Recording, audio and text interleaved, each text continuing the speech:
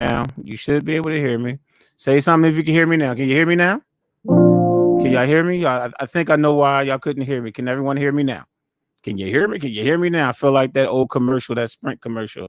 Can you hear me? Can you hear me now? Can you hear me? I think I know what the problem was. Can y'all hear me now?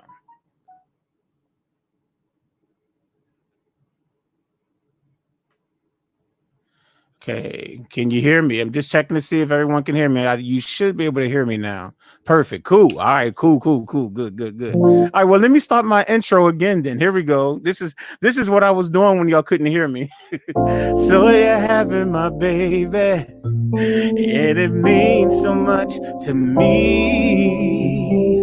There's nothing more precious than to raise a family. If there's any doubt in your mind, you can count on me. Yeah.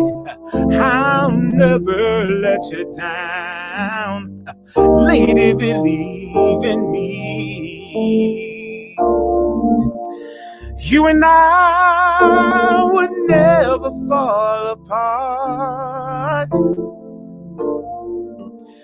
You and I said we knew right from the start, baby, baby. The day we felt so far in love. Now baby is born, healthy and strong, and now our dreams are reality. Hey, come on now. Forever, my lady. Ooh, yeah. It's like a dream. I'm holding you close, you're keeping me warm, and this is ecstasy, my baby. Okay, y'all get the point, right? All right, so there we go, man. So everyone can hear me now, right? Sorry for the technical difficulty. It was actually, I just forgot to bring myself into the stream on the other screen. So because I wasn't in the stream, y'all couldn't hear anything. So blame it on my brain, not the heart. But anyway, what's going on, everybody? So you already see what the um name of this live stream is. So you already know what we're doing. We're going back over. Now, do you mean going back over one of my early tutorials? So I see P. Ellis is up in the house. I should have known you'd be up in here, P. Ellis, man. Got that Jodeci joint going on, right? Mr. Jodeci himself. Let me see. Okay, Christopher, what's going on? Cowgirl Pain. I think you can hear me now. How you doing? J Melody, I think you can hear me now. Cool, cool. I'm just going down the list. Mitch Soul, what's going on, bruh? Is SPC Bennett? What's going on? Quay McQuitter, what's up? What's up? What's up? So as the room says, we're going to review. We're going to go back over a tutorial I did maybe 5 or 6 years ago. Back when I didn't have all the fancy stuff, and you know what I'm saying. I figured, hey, it's time to try to update some of my tutorials, but I want to do it in a different way. So I figured last on Saturday we did the 5 heartbeats. Heart is not a house, and I said, well, why don't I start dedicating some of these live streams to updating some of those tutorials? So today we're going to look at Forever My Lady. Now I don't have anyone on my panel, so if I finish going over this song and I still don't have anyone on the panel, I do have a backup tutorial, and there can be another song that we can learn tonight. So we'll just see. So if I don't have a panel tonight, don't worry. We'll go over 2 songs. We'll update 2 songs. So you know, it's all good. It's all good. Vince Turner, what's going on? Yes, sir. P. Ellis, no doubt, no doubt, definitely. We all know Devontae was a genius in his own right, no doubt, especially with the voicings and everything. So yeah, so for those of you who do not know, if you do not say anything in the chat room, uh I won't know that you're here. And I'm trying to, I always like to take a couple of minutes just to say hello to everybody. So if there's anybody out there that just want to say hello, that's cool. If not, we'll jump right into Forever My Lady. Excuse me, I had to get that out. Uh the the Wizard of Oz. So the Wizard of Oz. What's going on? I think this is the first time I've seen you in the chat room. Glad to have you with us. 33. So, okay, if there's no one else that wants to get a little shout out going on, then there's no need to delay this. NZ Reggae, what's going NZ? I'm sorry, what NZ? Where did I get that from? NZ Reggae, what's going on, man? Who's Loving You by the Jackson 5? Oh yeah, I remember. Yeah, I did that one maybe a year or two ago. That's what's up. Oh, he said YouTube messed up his name. He's like, it's like the Wizard of Oz. So it's all good. It's like the proper term, and then the Ebonic term, da. It's all good, man. It is what it is, man. It's all good. And again, and for those of you that choose to remain silent, but you're still in the room and everything, I wanted to say hello to you too. You know, I might not know you in here, but I just want to say hello to you too. But like I said, there's no one on the panel. So after I reteach this song, Forever My Lady, if we still have no one on the panel, I got another song that we can learn. And it's going to be just as easy as this one. So let's take a look at Jodeci, man. We all here for the same thing, right? Trying to get our Jodeci on, right? Hold on. All right, here we go. All right, so basically we want to start with the verse on the song, okay? So the first chord that you want to play is a B flat major 9, okay? You could do B flat major 7. It's okay if you do B flat major 7, but most of y'all, if you're familiar with my tutorials, you know I like to do the major 9 chords. So, but if you want to do just major 7, that's cool. But anyway, on the left hand, you can just play a B flat, and then on the right hand, you have A, D as in door, F as in Frank. Okay, that's your B flat major 7. But if you want to be like House on Jazz and add that 9, just put that C in there. Put middle C in there. If you put middle C in there, so you're having my baby, right? Now here's the next chord. Now on the chord sheet, I have one chord written down. Y'all can kind of see the chord sheet over there. Anybody that's on my Patreon group, $5 or more, will receive this chord sheet free of charge after this this live goes off. You'll receive this. I'll make sure I send it out to you, because there's a whole lot of people that have joined Patreon since I originally did this, so you might not have this. But anyway, now on the chord sheet, I wrote A7 sharp 5, right? 7. I need to put the 7 in there. That's the 9. There we go. I have A7 sharp 5. Now you can use this chord, but what's this? P. Ellis, man.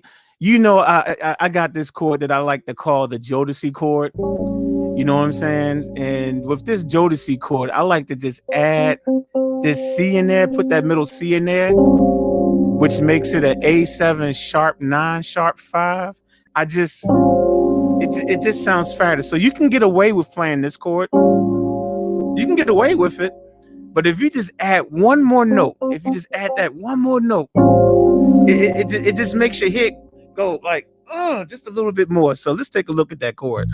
We got A on the left hand, right? Then on the right hand we have G. Now let me do the original chord first. G. Then you got D flat, and you have an F on your right hand. And like I said, if you want to just make people do like this just a little bit more, put that middle C in there. You know what I'm saying? So you'll go, so you're having my baby, being so much. Okay, that would be the next chord. All right. Now after that, you want to come down to A7 over D flat. On the screen over there it says C sharp, but we all know that C sharp and D flat is the same note, so they're inharmonic. So all right, so you got D flat or C sharp on your left hand, and on your right hand you have G, A, You got the D flat or C sharp, however you want to look at it, and E natural. Okay, so D flat on the left hand, G, A, D flat, and E on the right hand. So far we have, so you're having my baby, and it means so much to me, right? Okay, now the next chord you want to do is there's nothing more prayer. Now that's a D minor 9 chord. So all you need is just D on the left hand. I used to say back in the day you can do D-A-D, which spells what? D-A-D spells what? Dad. So you can always do D-A-D. And then on the right hand, you can do F-A-C-E. And of course, F-A-C-E spells the word face. So dad, face. So whenever you're trying to remember, how do I play a D minor 9? Just think dad, D-A-D, face, F-A-C-E. So even if you don't like your dad, you can still remember dad face, right? And I'm sorry. All right, so far we got, so you're having my baby, and it means so much to me. There's nothing more precious.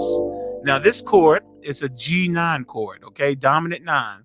So you got G on the left hand, and then you have A, B, D, and F on the right hand, okay? So there's nothing more precious. Then you want to go, I like to do C minor 9. You can do a C minor 7, but I don't know. The C minor 9 just gives me more of that Jodeci feel to me. I could be wrong. Maybe Devontae did do C minor 7. I don't know. But anyway, you got C on the left hand. And on your right hand, you have B flat, D, E flat, and G on the right hand. Okay, so C minor 9. And then the next chord you want to play is a F9. Okay, F9. And the way I usually play F9 with my left hand, I generally will do F and E flat on my left hand, right? So F, E flat. And then on my right hand, I'll have A, C, E flat, and G. That's what I usually do. All right. Now you take those chords that I just showed you, which are the first row of chords, and as you can see, the second row is the identical chords, and you play that, and you got all the chords you need for the verse. So you'll just go, so you're having my baby, and it means so much to me. There's nothing more precious, right, than to raise a family. Now play those same chords again. If there's any doubt in your mind, you can count on me. Yeah. I'll never let you down. Then, lady, believe in me. Okay, so there you go. Now I'm gonna show you. Now, you can take that F9 chord, this F9 chord I just showed you. Now, if you make this a F13 chord, it makes it just that much. So somebody said it's crispy. I'm gonna make it even a little bit crispier. And you can do this. You can substitute the F9 chord with this F13 by just changing one note. And so let's say, so we're playing the song, right? You go, so you're having my baby, and it means so much to me, right? There's nothing more precious. Then you go to C minor 9, than to raise a family. Now, if you add that 13, now listen to the F9 by itself. Now listen to it with the 13. It's just a little minor difference. Listen to, here's the first one again. 13. If you hit, you know what I'm saying? So if you want to do the 13, all you got to do is, instead of playing, okay, when I spelled out the F9 chord, I told you F, E flat on the left hand, and then I said A, C, E flat, and G on the right hand. Well, forget about this C. If you take this middle C and play the D, play that D. Oh.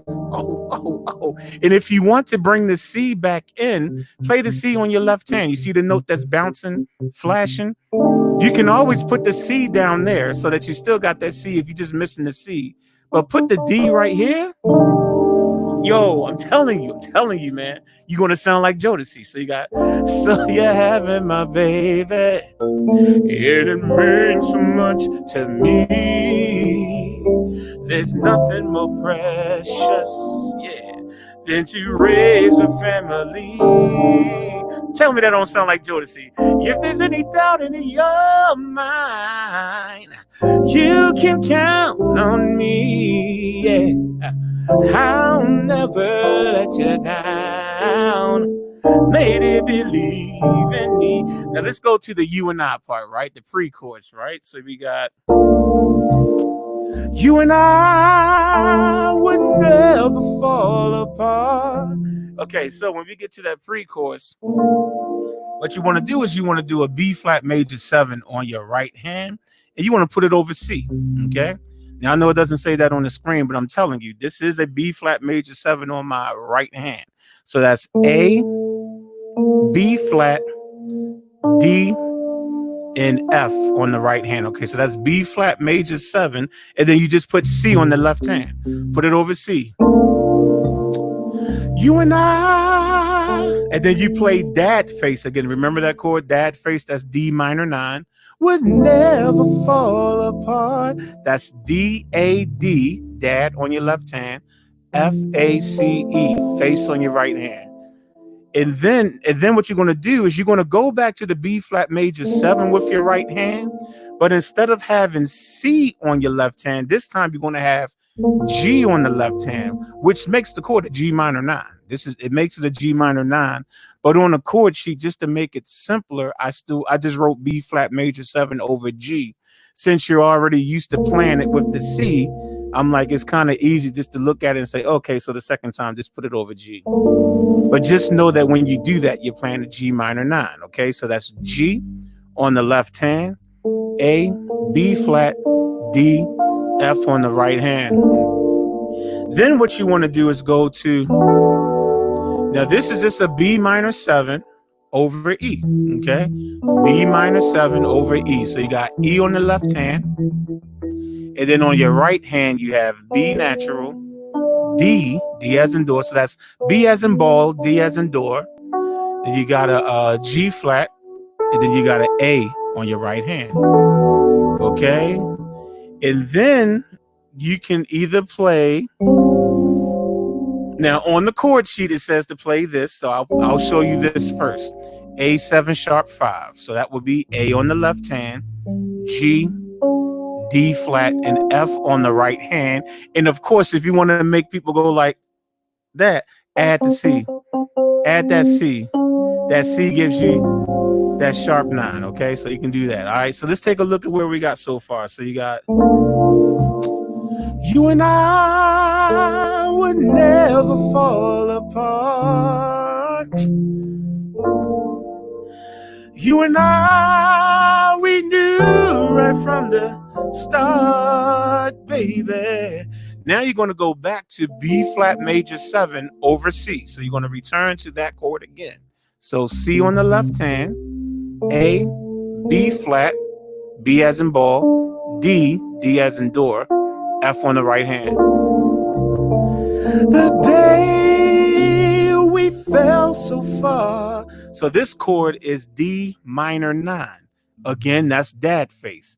D A D on the left hand, F A C E on the right hand. I had to make sure, am I spelling face right? Do I know how to spell face? Yeah, I know how to spell face. Okay, so you go back to that chord, and then you want to go to G minor 9, which is also, I've written it earlier as B flat major 7 over C. So that's G on the left hand, A, B flat, D, F on the right hand. Okay, and then you're going to do the chord that makes that I call the Jodeci chord. You know what I'm saying? So you're going to play that A7 sharp 9 sharp 5 chord again, which is A on the left hand, and then you got G, C, D flat, and F on the right hand. And then your next chord, the last chord, will be the A7 over C sharp. So, or D flat. So D flat on the left hand. Then you got G, A, D flat, E.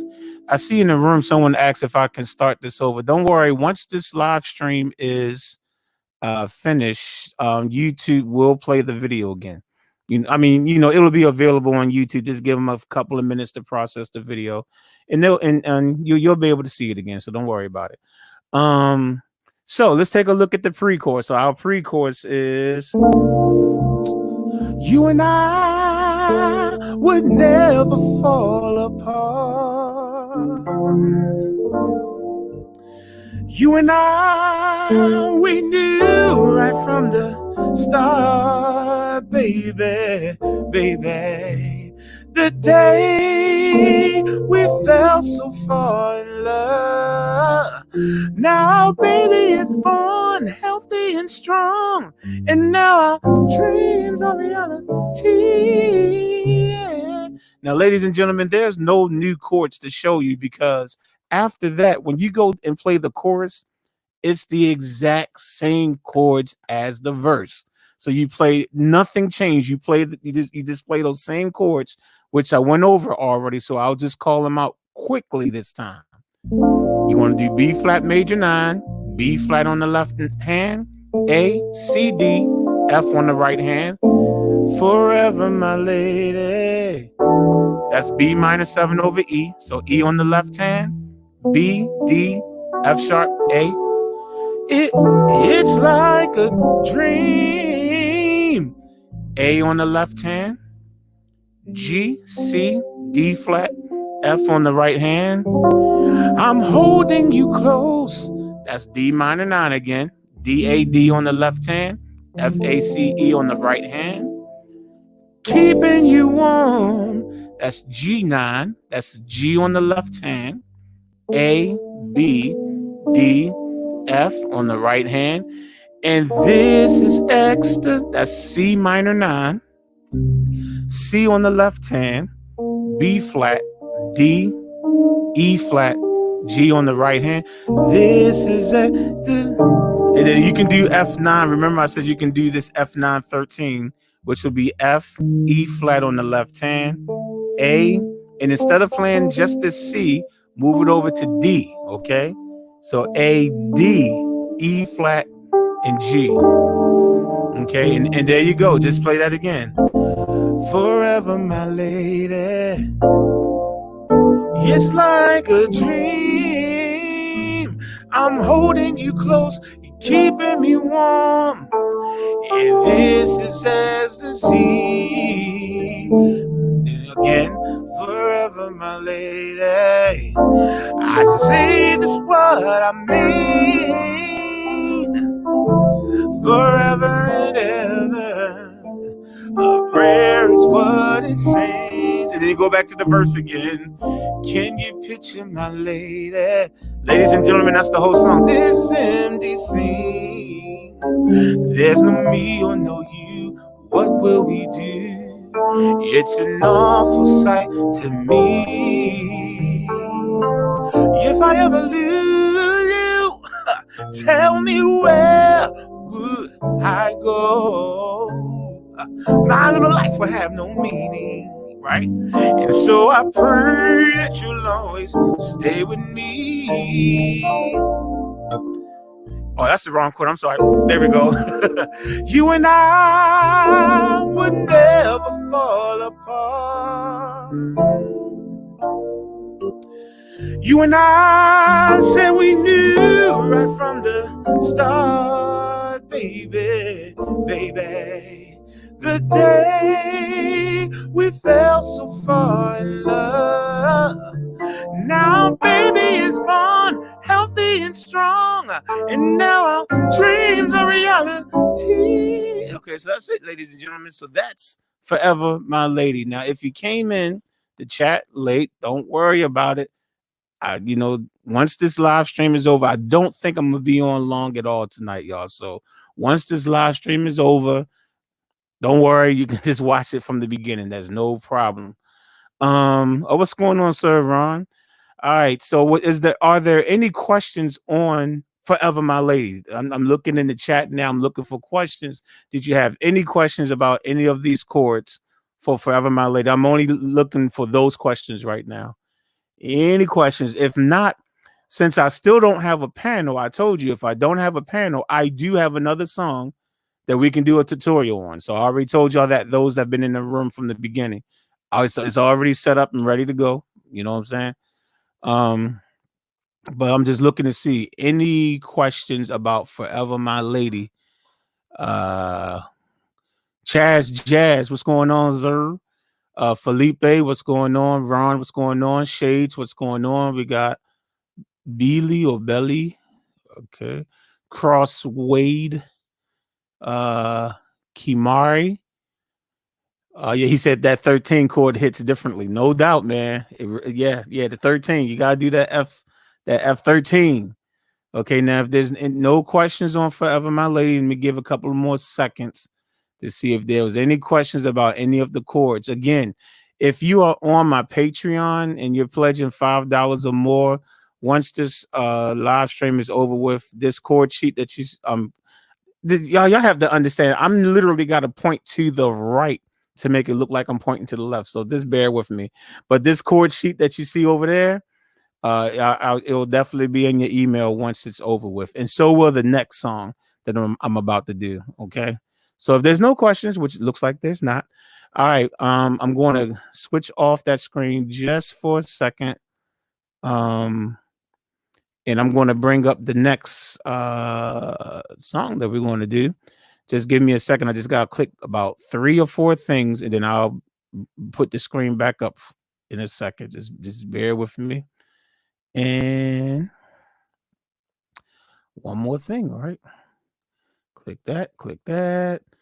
And can everybody see? Yeah, I think everybody can see. Okay. So we're gonna go back over to the screen, and now we have isn't that a it's a you can call it a augmented 7 sharp 9. You can call it that, sure. But if you want to play it the way I showed it to you, you can call it A7 sharp 9 sharp 5. Usually I would say sharp 5 first. I don't know why they said sharp 9 first, but I would say A7 sharp 5 sharp 9, or you can call it A augmented 7 sharp 9. Okay. uh 5 makes it augmented. Yeah, the sharp 5 makes it augment. Yeah, exactly. That's why you don't have to say sharp 5, because sharp 5 makes it augmented already. So that's why you can just say A augmented 7. But when I put that C in there, I just augmented the 7th note of I augmented the 7th note. I mean, I sharpened. I should say that the 9th note. I meant to say the 9th note, which made it C sharp. That's why I say sharp. Not okay. C natural may when you add the C, it makes it a sharp 9. Okay. That's what I'm trying to say. When I put middle C in there, that C made the chord a sharp 9. Okay. It took me about 15 minutes to finally get that to say that correctly. Okay. Sorry about that. Talking too fast. Jazz, you should one day explain how you break songs down by ear. Um, to be honest with you, it's no real secret to how I break down songs down by ear. What I really do is I discover the bass note first. The only thing that I probably 100% use my ear to do is you got to figure out the bass notes. So usually, I'm listening to see what the bass guitar or whatever the bass patch is. I'm finding the foundation first. So when I did Forever My Lady, okay. So I'm listening to Forever My Lady, and of course, I'm literally listening to the song, and I find out that B flat was the first chord, right? So if B flat was the first chord, then I come over, I'm going to try major, minor, whatever. There's all kinds of B flat combinations. I might try A flat over B flat and stuff that usually work when B flat is the bass note. So, and of course, it was like that one came pretty quickly. That, oh, okay, that's a B. I got B flat major 7, and then of course I like to just make it 9 because that's just something that I do. You know what I'm saying? But that's what I do. And once I get that first chord, then I'm listening to the next chord. I go to the next chord. I'm finding out where the bass note is. Once I hear where the bass note is, you fill the rest of it in, and it's a process because I mean, you can always try to use number systems and stuff like that, and a lot of times that will help you in certain type of songs. But when you're dealing with people like Devontae on the keyboard, you know what I'm saying, doing that Jodeci stuff, and I mean, really throwing in the sharp 5s and the sharp 9s and 13th chords and all that stuff. If you really want it to sound authentic and really sound like the song, you gotta sit down and take your time to listen.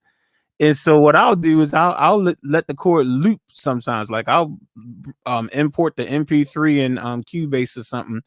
And if I'm having a hard time figuring out the chord, I'll let that sucker loop. Just that one little section. Bang, bang, bang. And then I was like, let me see, hold up. Uh, oh, okay. You know what I'm saying? So I mean, but that's really all it is, man. Figuring out the foundation, the root, as Ron said, the root, the bass note. You figure that out.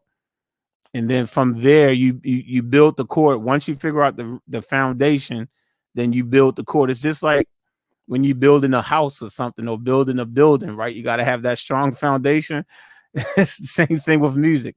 Find the foundation first. What is the foundation? What is that bottom note? What is the root? Once you have that foundation, then start building the chord on top of it. And usually, you know, uh 20 hours later, I'll have the song learned. So anyway, okay, so I'm just usually don't take 20 hours to learn a song. It might take some hours depending on how long it is, but not 20.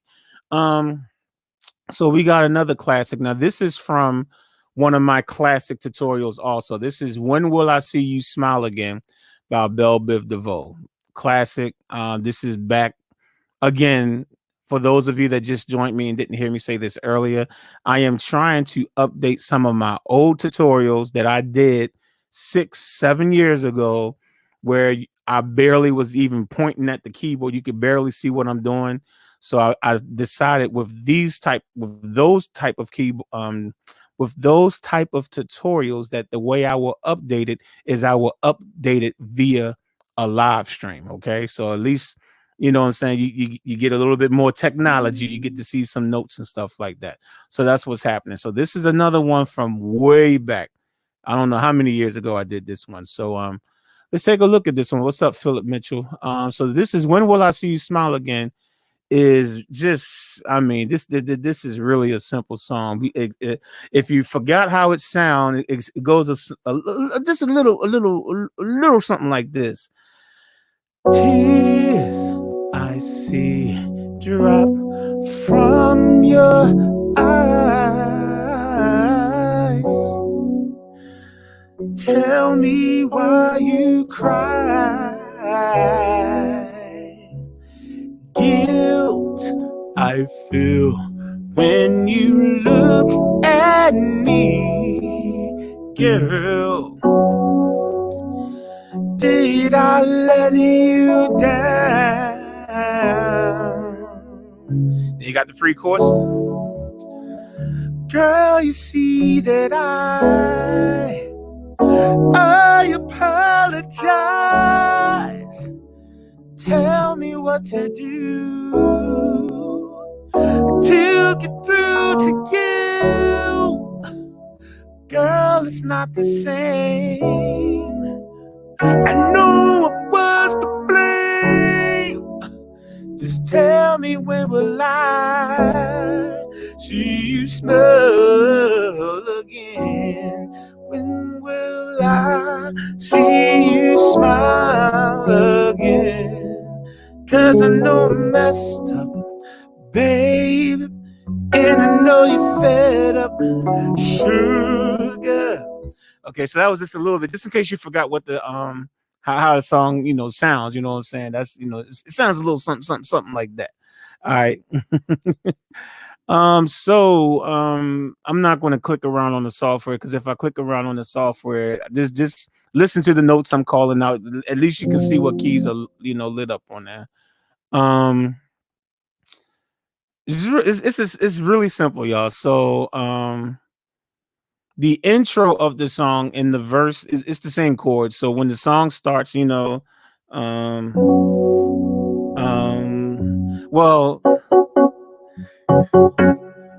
boom boom. That's how the intro goes, right? And guess what? Even though I chopped it up, it's still the same chords. So let's take a look at the chords. On your right hand, you want to do a B sus2 chord, and you want to put that over F sharp, okay, or G flat, whatever. So on the chord sheet, as you can see, it says F sharp. So you got F sharp on the left hand, B, D flat.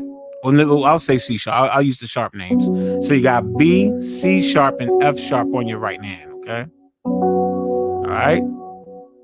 B sus2 over F sharp. Then you want to go to D major 9.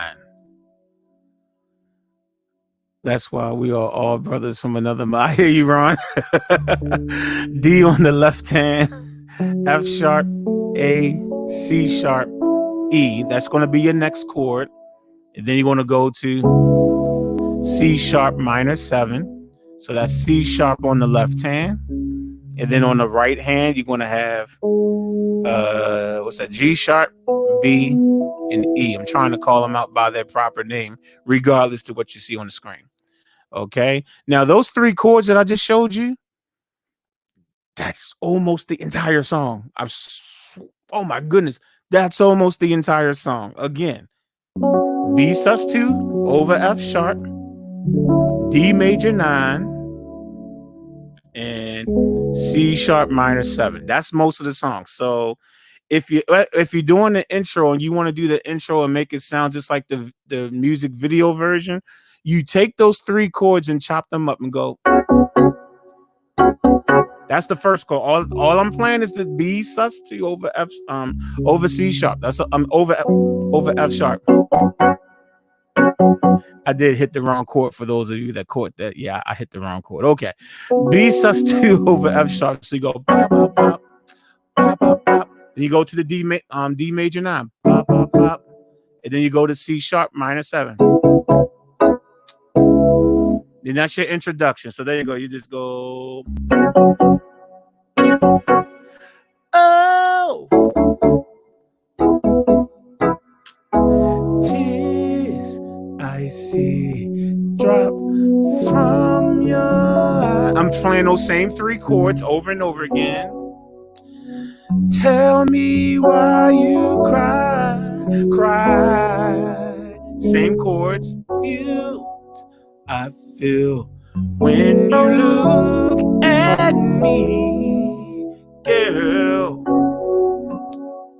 Did I let you down? Right. Okay. Now this is the only time in the song. This is the only time where you're going to switch the chords, because the chords that I just showed you are also the chords to the verse. But before you have oh my goodness, it's also the chords to the chorus. But before you go to the chorus, you have the pre-chorus. Okay. So when you get to the pre-chorus, you got, girl, you see that I apologize. So there's 3 other chords you have to play. So the song basically has 6 chords in it. Okay. So these 6 chords can get you a #1 hit song, y'all. So when you get to the pre-chorus, you want to go to D major 9, D on the left hand, F sharp, A, C sharp, E on the right hand. Right. So you got, girl, you see that Now you want to go to C sharp minor 7. So you got C sharp on the left hand. Then you got G sharp, B, and E on the right hand. And then you want E flat minor 7.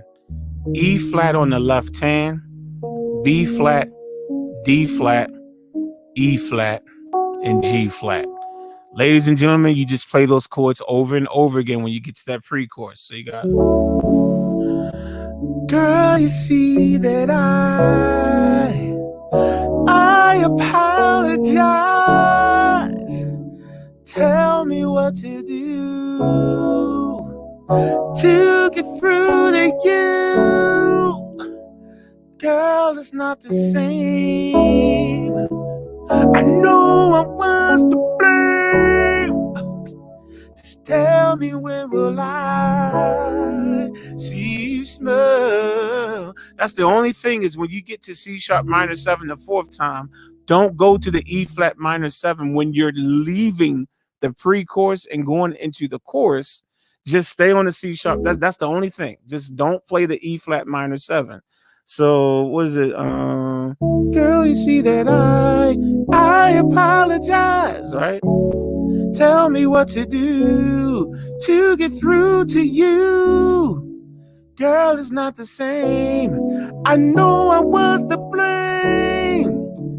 Just tell me, when will I, and then stay on this chord, see you smile, and then play the other chords again, the same chords from the intro verse. Tell me, when will I see you smile again? 'Cause I know I'm messed up, baby, and know you fed up, sugar. So that's it. And again, those are, I already showed you those chords. B sus2 over F sharp, D major 9, C sharp minor 7. Ladies and gentlemen, that gets you through the whole song. That gets you through the whole song. Even the part where Ronnie DeVoe is like, look, baby, listen, please forgive me for all the wrong I've done. You see, I just can't understand why I keep making the same darn mistake over and over again. But there's one question that remains in the back of my mind, love, and that is, and then just chop it up and go and do the, what was it?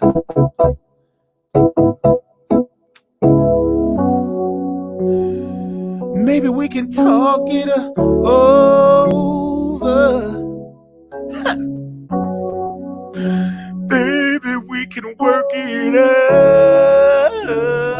I know how the song goes, right? I ain't gonna sit here and keep imitating it, but that gets you through. When will I see you smile again? So it's a very long title, but it's just 6 chords. Once you learn those 6 chords, that gets you through the song. So I'm gonna look over here and see if there's any questions about that song. And if not, I'm gonna holler at 112 DZ, because he did pop up on the panel. I'm gonna see how he's doing in a second, but I'm just want to make sure before I leave the tutorial portion of this, just make sure if there's any questions on that song. Going once, going twice, just giving y'all a chance to type it up. If y'all type a comment and it takes a minute for me to actually read it, it's just because I'm actually not on YouTube. I'm not on YouTube reading the comments. I'm using StreamYard, which is the service I use to, be able to do all this. And sometimes it just takes a minute. So y'all might be typing and I might not see it for another minute. So that's the reason why I usually take my time and try to wait, just in case somebody did type something. And for some reason, StreamYard is going, oh, you want me to put that so that he can see it? So, but if there are no questions, let me hop on over here and see what 112 DZ is up to. Just give me, I just gotta click a couple buttons. Hold on.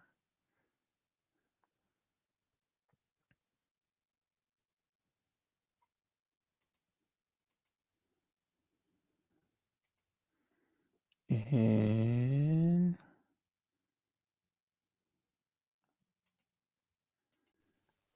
112 DZ, what's going on, sir? Yes, sir. I'm good, sir. How you? I'm alive, man, alive and kicking. How you be? I hear that. Doing the same, brother.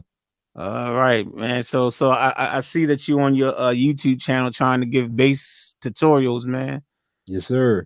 So what, you the bass man now? That's what they call me. Oh, that's what they call you. What's that song? I'll take good care. That's what a man is supposed to do. Oh man. Was there anything that you wanted to share or talk about? Because like I said, I don't really have a panel tonight. This might be a short one tonight. This might be just a tutorial and that's it tonight. Unless you had something on on your mind. Oh, hold up. We got Brandy and Ron popping up on here too. Hold up, wait a minute. Oh, okay. Hold up, wait a minute. Hold on. Clicking. What's going on, Ron? Music for Life and Blonde You in heard. B flat. I said What's Brandy. That's going actually on, D. man? I'm sorry. What's going on, y'all? Same old, same old. Man, Um, y'all good? Everything good? Y'all still surviving the quarantine? There goes Yeah. Cisco. I mean, there hey, goes D. D, What's up, D? you better stop. All right, Jazz. Hey, All Oh my. right, hey, Jazz. Don't hey, don't hey, don't start. that's how I know a track is good when I see D moving her head. That's when I know I've done a good job.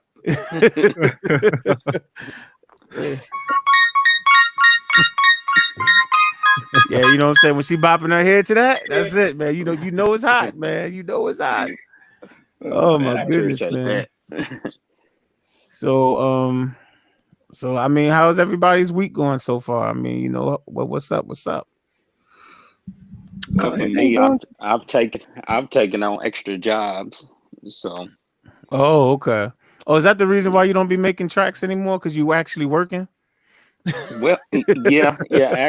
Actually, I've been doing some drywall work and stuff. So Gotcha. by the time I get home, man, I'll be so pooped. Mm. But Uh, you definitely will get a track from me, sir. Well, you got one from me last week.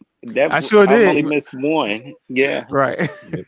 Right. That one from last week was like like let me do this while they're on the live stream real quick. Yeah, nobody Hey, would know. Nobody would know. hi, Hey, Mitch. hey, So, hey, I say hey, hi to Mitch. So he said hi. hey, what's up, Mitch? You know what? And that's what I told my wife. I said I'm about to try to make this track while we doing the live stream. I'm trying to make it in 30 minutes. Well, it was hot though, man. I can tell you that, Yeah. man. It was definitely hot. For I those of you appreciate it. wondering why my screen looks funny, I'm getting ready to fix it now.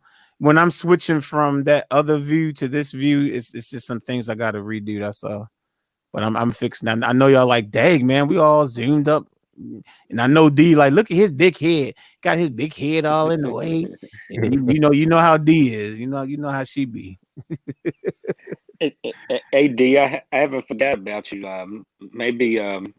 Maybe one day we can set up a Zoom with just me and you where we could go over that song. What was the song again? Uh, Anthony Brown. Um, what is it? Victory. I got the Victory.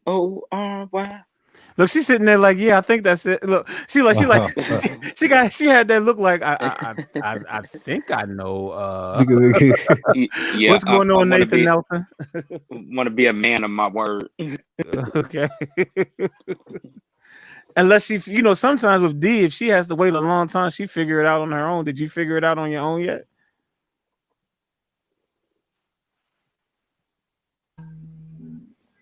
I got a little bit of it, part of it. Oh, okay. She like, yeah, I got it. Anyway. But I mean, we're not gonna do because Youth Day is next month. I think we're going back into the church next month. So Yeah, it seems like everything is starting to try to open up a little bit now. Yeah. What's your thoughts on that, man? That you think it's too soon? I think it is. I think it's too Me soon. I too. do. Me too. Yeah. Because it's funny. Before I got on here, I was reading something that said that there's a lot of false negative tests that's out there, and it's because the tests aren't really FDA approved. So that's why we Mhm. kind of see numbers the way that we do. I Well, don't know. I don't know. From what they say, we supposed to get like another surge in the wintertime. So Oh, we might for be real? Oh, back in the same so situation. so they already know that the viruses is going to come back, huh? It's now. What does Well, that that's tell you? What does that tell you? What does that tell you? yeah. They're not It's telling us never no. going away. Hey y'all, hey guys, it's more on the way. So if you survive this round, Hey, hey, we'll did get you you hear next time. the did you hear the governor of Texas what he said? He Now, said, what do "Look, you y'all." He said, "Look, y'all, we got to reopen. There's more to life than just living." think? I mean, you got to die. You know what I'm saying? I Right, get it. I get it. It's more than life than just living. You got to die. So go out there, right. get the virus, and die. I mean, I get it. Yeah. well, I've been reading about the kids. Um, there's a virus out that is attacking the kids. Oh, Okay. really? Yeah, I've been reading a lot about this. Like in New York, it's like 15 that was hospitalized. Start with a K. I can't remember Kowalski illness or something that's been attacking the kids, and it attacked their little blood vessels. And some of the system is like diarrhea, Mhm. fever, and all of that stuff. That's So interesting because kids haven't been around each other that much in the last couple of months. So, some have, even well, though of we're supposed to course, be always, quarantined. yeah, Yeah, it's always going to be Yeah. that. You're right. You're right. It's always going to be, some people like, hey, we we don't have to listen to that. yeah. And then a Hey, week later, they're like, "Oh, I can't breathe." Like, yeah, I thought you didn't have to listen. Well, what'd you guys say, hey, Ron? hey! If you get a chance when you offline, listen to the governor of West Virginia when he was giving his whatever they give on a daily basis. Man, he just drops the F bomb. like, Hey, hey, Oh my hey, goodness. hey, like it ain't nothing. But then he comes back and tries to say that was an audio glitch, man. That was not an audio glitch, man. well, so someone just glitched and it sounded like a bunch of cuss words. Got you, bro. Got you. You know what? That happened to me last week. Yeah, yeah. That happened to me last week. Uh-huh. Man, I think the comment was just follow the F guidelines are just get the Oh my FPE goodness. that's That is required to crazy. open up your business. That's Hey, ridiculous, man. Richard, did you get that video I sent you when that guy was doing all the parts of the 5 heartbeat? Hold up. Let me look now. Hold up. Let me look now. I think I sent it to you in Messenger. Okay, let me see. D I think it was D sometime Adams. last Hold week. on. Tyrone Horton in his Yeah. with Isha Dion. Okay, hold on. You know what? Yes, I did see this. Yes, yeah, I did see this. And then he bumped him off the piano. Right. Somebody made a TikTok video of the scene where they was doing the song that I did a tutorial on Saturday live on the live stream when Robert knocks the dude off the piano. Yeah, I did see that. That was hilarious. Oh my and, goodness. and who was that again? I'm gonna have to check it out. Um, let me bring it up again. Well, I guess I can. Let me bring it up on the computer screen. Hold on. That way everybody can see it. Hold on. It is I need like a hilarious. minute to do it, but I'll bring it up. Hold on. It's hilarious. Yeah. Like Hey, these that Jodeci was tight, man. man, ain't nothing like some Jodeci chords, man. What's up, Dude, B? and all the chords are church. Because Devontae grew up in the church. That's why. Yep, yep, It, they all it only church. makes sense. What's up, B Major 7, aka Brandy? What's good? I was going to make fun of your hair, but you're in the dark, so I can't tell if it's still purple or not. So I guess It's purple and it ain't changed. I guess I have to leave you alone until you turn the light on. We forgot her signature. We forgot. we haven't been doing that in a while, man. You know what I'm saying? We haven't done that in a while. We gotta do this for like the next 5 minutes just to get caught up. You know what I'm saying?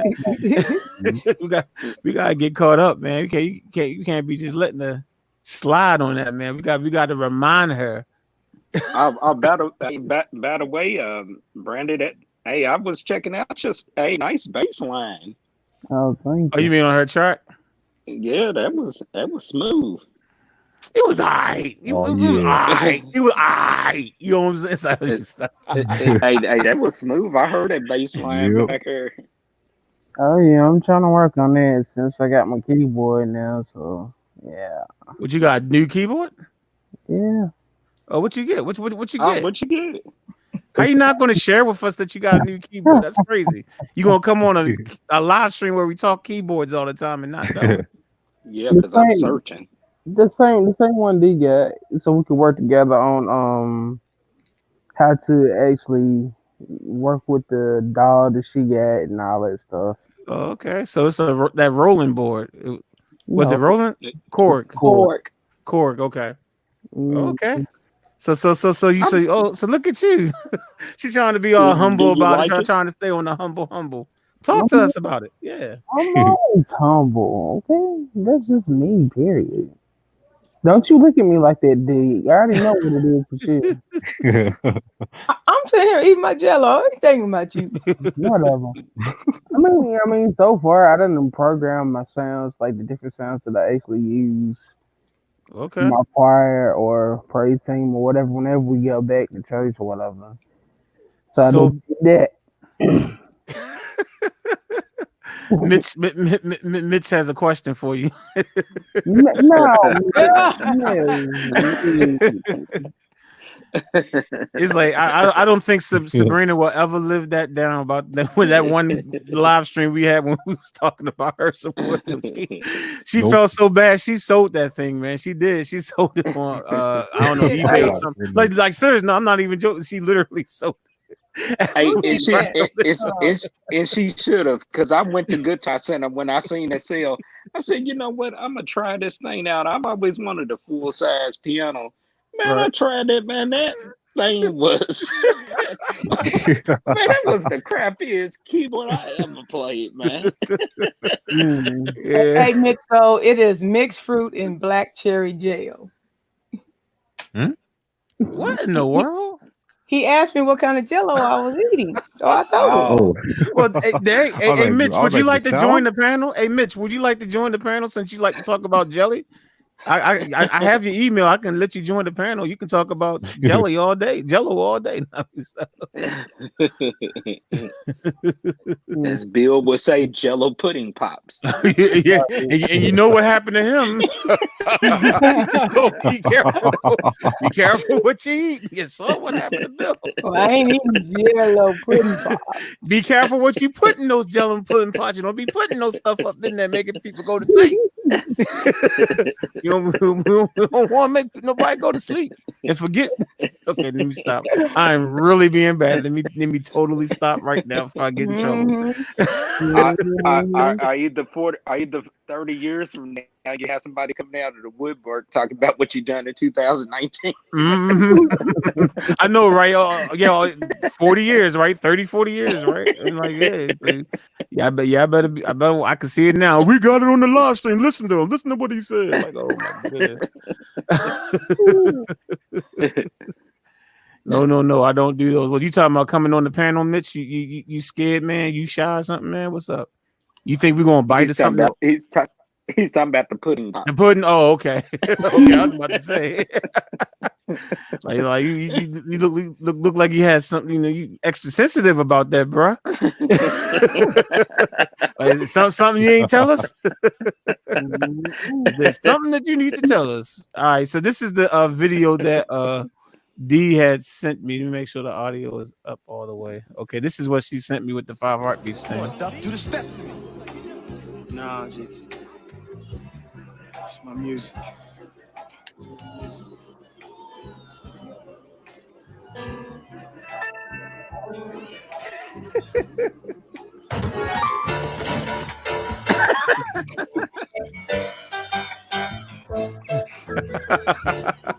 Oh my goodness.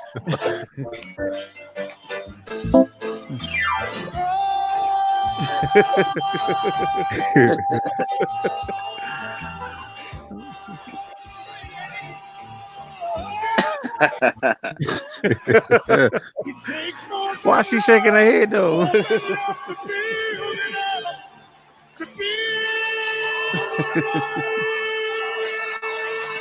Oh my goodness. And he kind of looks like him. I know, right? Right, a little bit. And that's the girl that was the dude's girlfriend that was supposed to be booing him. Remember, she was sitting in the seat like, "Oh my goodness." Let's do it like we did in the time. Is there a heart? Is there a heart in the house tonight? Stand up, stand up. Let me know. That's the dude off stage. What's his name? Flash and the Ebony Sparks, right? Yeah. Yep.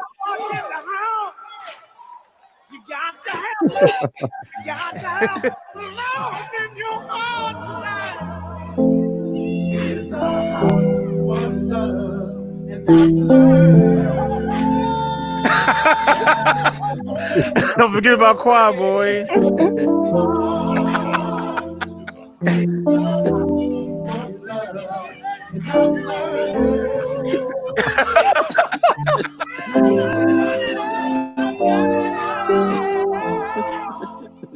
It's a house for love and I've learned a heart is a house. You got to feel it. Come on, Choir Boy.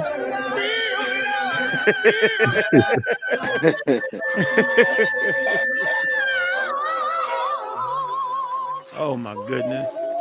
Hey, I like it. Yeah. He put some work in this one. Yeah. Let me know that you understand. Yeah, man, these people be. I like to look on it. And that's the lady that they had to pat her down. I mean, man. I saw that, man. I fell out. That was crazy. That was crazy. And yo, he got over 1 million views off of that. Did you Yeah. see that? I can see why. I can see why. Man. Man, for real. It's just, I mean, man, the 5 Heartbeats, man. I know we talked about that on Saturday, man. I just love that movie, man. Did any of y'all get to see the documentary that we were talking about? Y'all didn't get a chance to see that? Man, remember y'all can get that UMC subscription for 30 days free, and you can watch that joint. Just make sure you cancel if you don't want to get charged. But I'm already I'm on. see if I can find it on my Fire Stick. Yeah. But I mean, like I said, you can do it for free though. Just make sure you cancel it. As long as you cancel it, you straight though, man. As long as you cancel it, you straight. But I've actually had UMC for over a year, so you know. So it just so happened when Kim had told me, Kim was like, I think she was on Instagram on Robert Townsend's, like he had posted something and he said something about UMC, and Kim was telling me like a week or two ago, something like that. She was like, yo, I saw that making of the 5 Heartbeats, and I was like, yo, he did that like a year or 2 years ago and promised that he was going to have it available in like a month or two, and that was like over a year ago. And she said, well, according to what she saw, that's what she said on his Instagram. It says it's going to be coming out on UMC in like 2 or 3 days, and literally, like it was like that Thursday night or something like that. All of a sudden, it popped up on there. I was like, yes, finally! I'm so glad I got UMC because I barely look at it. Yeah, So I'm like, gonna have to check that out. Yeah, so yeah, it's like I said, you know, I went over a lot of stuff that was on that documentary, man. Very well done. It's like, I mean, Robert Townsend, he's a very talented dude. You know what I'm saying? He know what he's He doing. is. He knows what he's doing, and he He did is. an excellent job on that documentary. For those of you that are here and didn't see Saturday's live stream, you have to go back and if you want to hear like some details, because we talked about a lot of stuff that happened on the documentary. So if you check out that stream, it was a lot of stuff. The one thing I would tell you is that all of the original heartbeats were a part of that documentary, and he just filmed it Oh, like maybe really? 2 years ago. So you had Eddie Kane Jr., aka Michael Wright, he was there. You had Dresser, of course. You had Robert Townsend, duh. You had Leon, who was JT, and then you had the dude. I think his name is Tico Wells, I think, who played Choir Boy. So and you had Big Red too. Big Red was on there too. And like I said, I can't remember if he talked to Diane Curl or not. Because when he filmed that, she was still alive. It might wasn't new clips. It might was clips when he was actually filming where he had something with Diane Curl. But I believe she was still alive when he actually filmed the thing. But anyway, yeah, Big Red was ruthless. Yes, he was. I mean, to set up that man to be killed and then go to his funeral while she's sitting at the freaking front row crying her heart out. He gonna go talking about, oh, you shouldn't be alone. Maybe sometime you could man, when she slapped him so hard that his process like, like his process hair. I'm serious. Go look at it. It's like his hair went she slapped him so I was like, dang, she slapped him so hard his hair came out of place. Oh man, it's crazy. And I was happy. I'm like, I can't believe the balls at She the yelled at man's funeral. You set this up at the freaking funeral, and you trying After to you get had with this her. man killed. I'm like, and she was, pop, his head went. Dude, do you know how many times in real life this probably happened? You I know what I'm know, saying? man. I know, That's man.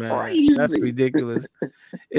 I mean, I'm sure Robert got that story from somewhere. You know what I'm saying? I told you that he said, well, the Dells were his advisors for the movie, and Oh, he really? did, yeah. The Dells were the advisors. He wanted to hire Eddie Kendricks and David Ruffin. He couldn't hire them because the execs said that if anything in that movie makes Barry Gordy think that we putting him in some type of bad light, they can get Oh, sued, right? So that's Yeah. but he still talked with them. He had one meeting with Eddie Kendricks and David Ruffin, so I'm sure whatever he had from that meeting, he probably put some of that stuff in there too. But the official advisors were the Dells, and he said it was loosely based off of multiple groups of that time, but his goal was to tell the Temptation story. That was his goal, but you but know he what's couldn't so do it. crazy? We're not gonna know the true story of Motown about Barry Gordy until he passes away. You know Hmm. what I'm saying? Right. Because Yep. there was a lot of, sh- I guess that was business back in the day. Hmm. But it's just like, yo, how can you be like a star and have all these hits, but you be totally broke? You know what I'm saying? Exactly. Yeah. Yeah. That's like when TLC was. I mean, I know this not Motown, but I'm just like, yo, TLC were like the hottest things. They sold all those records, and yet they was filing for bankruptcy.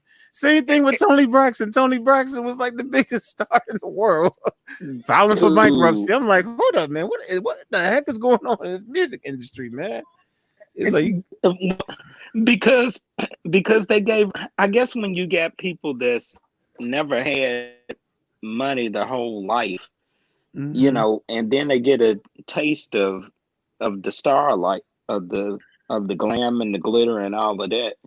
Yep. They're not even paying attention to their they don't even know the hard lawyers or anything to look over their contracts. They just like, okay, yeah, we're signed, we big stars. The people that really get paid are the people behind the scenes. It's not the actual artists Right, themselves. right. And it's so unfair. It's like I don't understand why.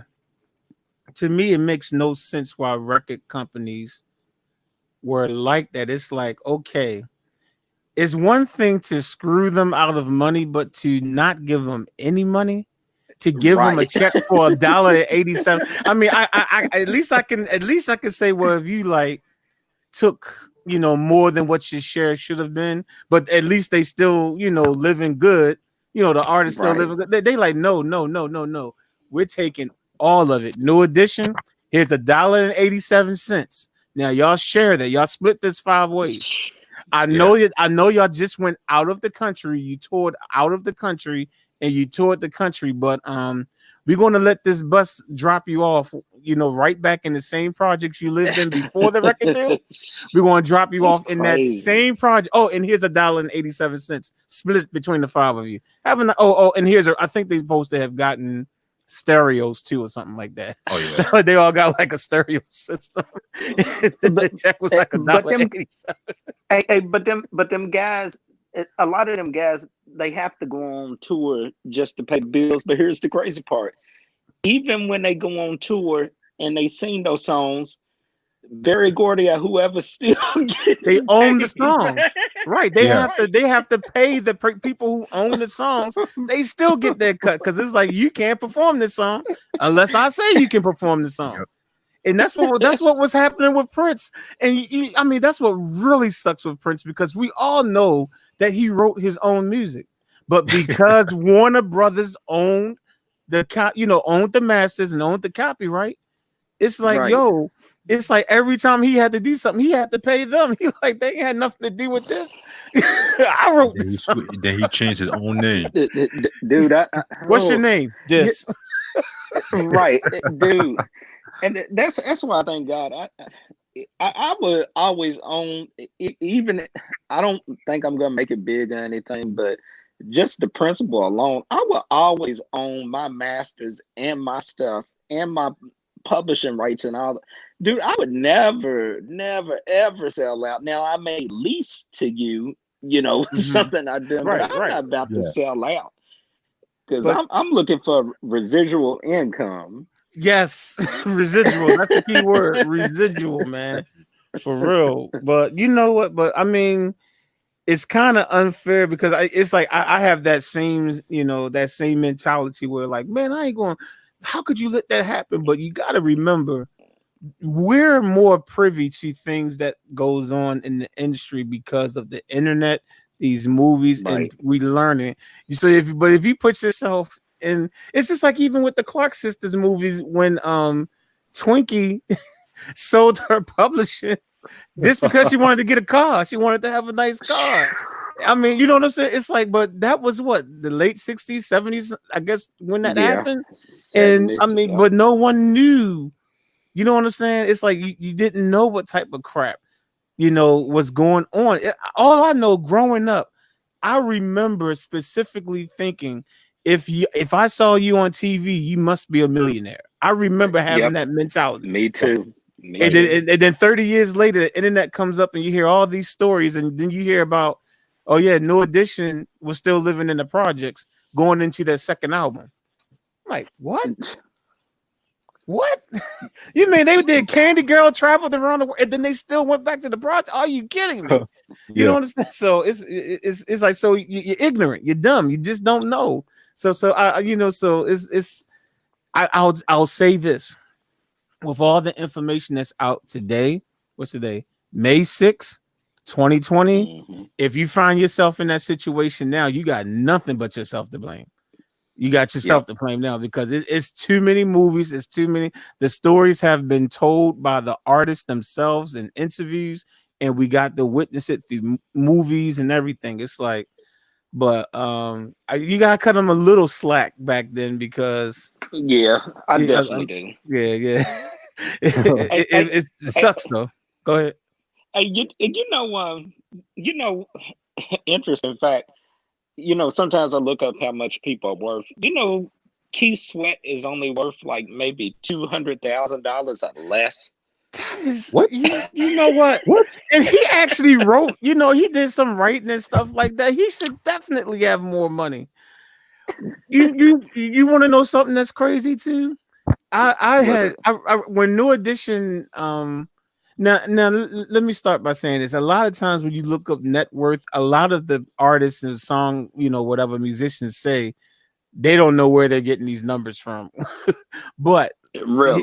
that's what they say. They say, I don't know, 13 million, where they got that from. I wish I had that, whatever. They could be lying, they could be telling the truth. But when the New Edition movie was being made, I just wanted to know how much all of them, were worth. So Bobby, they said Bobby was like maybe 8-10 million or something. I was like, okay, right. He had a solo career. We know he blew a lot of his money up, during the back day. Right. But so the fact that he still got about 8-10 million, I'm like, okay, he doing good. And then it Not will bad. say, right. And then Ralph was around the same amount, roughly the same amount. And Johnny Gill, roughly the same amount, just the ballpark figure. Even Ricky Bell. Ricky Bell, they said, What? they said, I'm just going by what the internet said, whatever. So now these are the ones. Okay, then they said Ronnie DeVoe, 500,000. Wait a minute, isn't he a part of Bell Biv DeVoe? Don't they still perform Poison everywhere around the world? But I think the number has increased. But there was a time for a long period, because I would check like once a month just to see if his money went up. Like maybe he just had a bad investment and his money is value went down. But they would say like 500,000, and I'm like, I thought he was a realtor on top of, Yeah. what I'm saying. He's realtor. like he has a real estate company and everything. I'm like, that's it. Right. And I'm like, and you were in two groups, not one group. You tore in two different groups. New Edition, and then when New Edition stops touring, Bell Biv DeVoe go on tour. Dude, why you on? But anyway, but here's the shocker. That's crazy. Yeah, but here's the big shocker. So all of them, okay, Ronnie DeVoe just had like that low number. The rest of the members of New Edition average almost the same, except for Michael Bivins. Now I'm like, Michael Bivins' net worth was like 40 million. I was like, what is it about the people who have the least amount of musical ability? You know what I'm saying? And I'm not saying he doesn't have talent. I'm talking about the guy that brought me Boys to Men. So let's keep that right. So you got to understand that I have a lot of respect for this man, because he brought me Boys to Men. But I'm just saying, how is it that the dude that don't do no singing, he do some rapping or whatever, you know what I'm saying? But he don't do no singing. How in the heck he got 40 million? And then Ralph Tresvant, who did most of the singing through the early years of New Edition, only got like 8-9 million.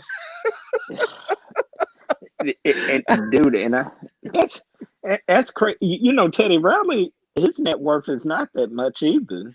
How though? The man created a genre of music. Cortez Smith in the chat says it's around only 4 million. He's How? right.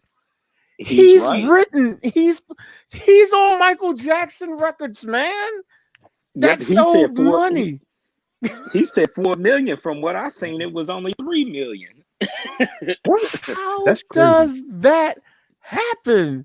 I just don't get it. I'm like, dude, you write, you produce, you create a genre that a whole bunch of people copycat off of you during that time. How do you only have that? And don't get me wrong, I would trade my checking account for his any day, because I don't have. I'm gonna let y'all know right now in YouTube land, I don't have no $3 million. Okay. I don't have 2 million. I don't got 1 million. So don't get it twisted. If Teddy Riley said, hey man, I want to take your account and you can take my account, I would say thank you very much. I appreciate it. And I would have the biggest smile on my face. So let's just get that out the way. Because I would be an instant millionaire, and I'd be like, hot dog, let's get out of Baltimore City, move to the county. But anyway, I know what's right. Like, let's move to Baltimore County. We're gonna go to the county. I know what's right. Gonna find ourselves a night. We're gonna find a house for 150 grand, maybe 200,000, paid off. Just pay it off, just one payment, and we getting out the city. But that's crazy I don't understand that. I'm like, and he's told his there's a 2-hour interview that he's done, and it's on YouTube.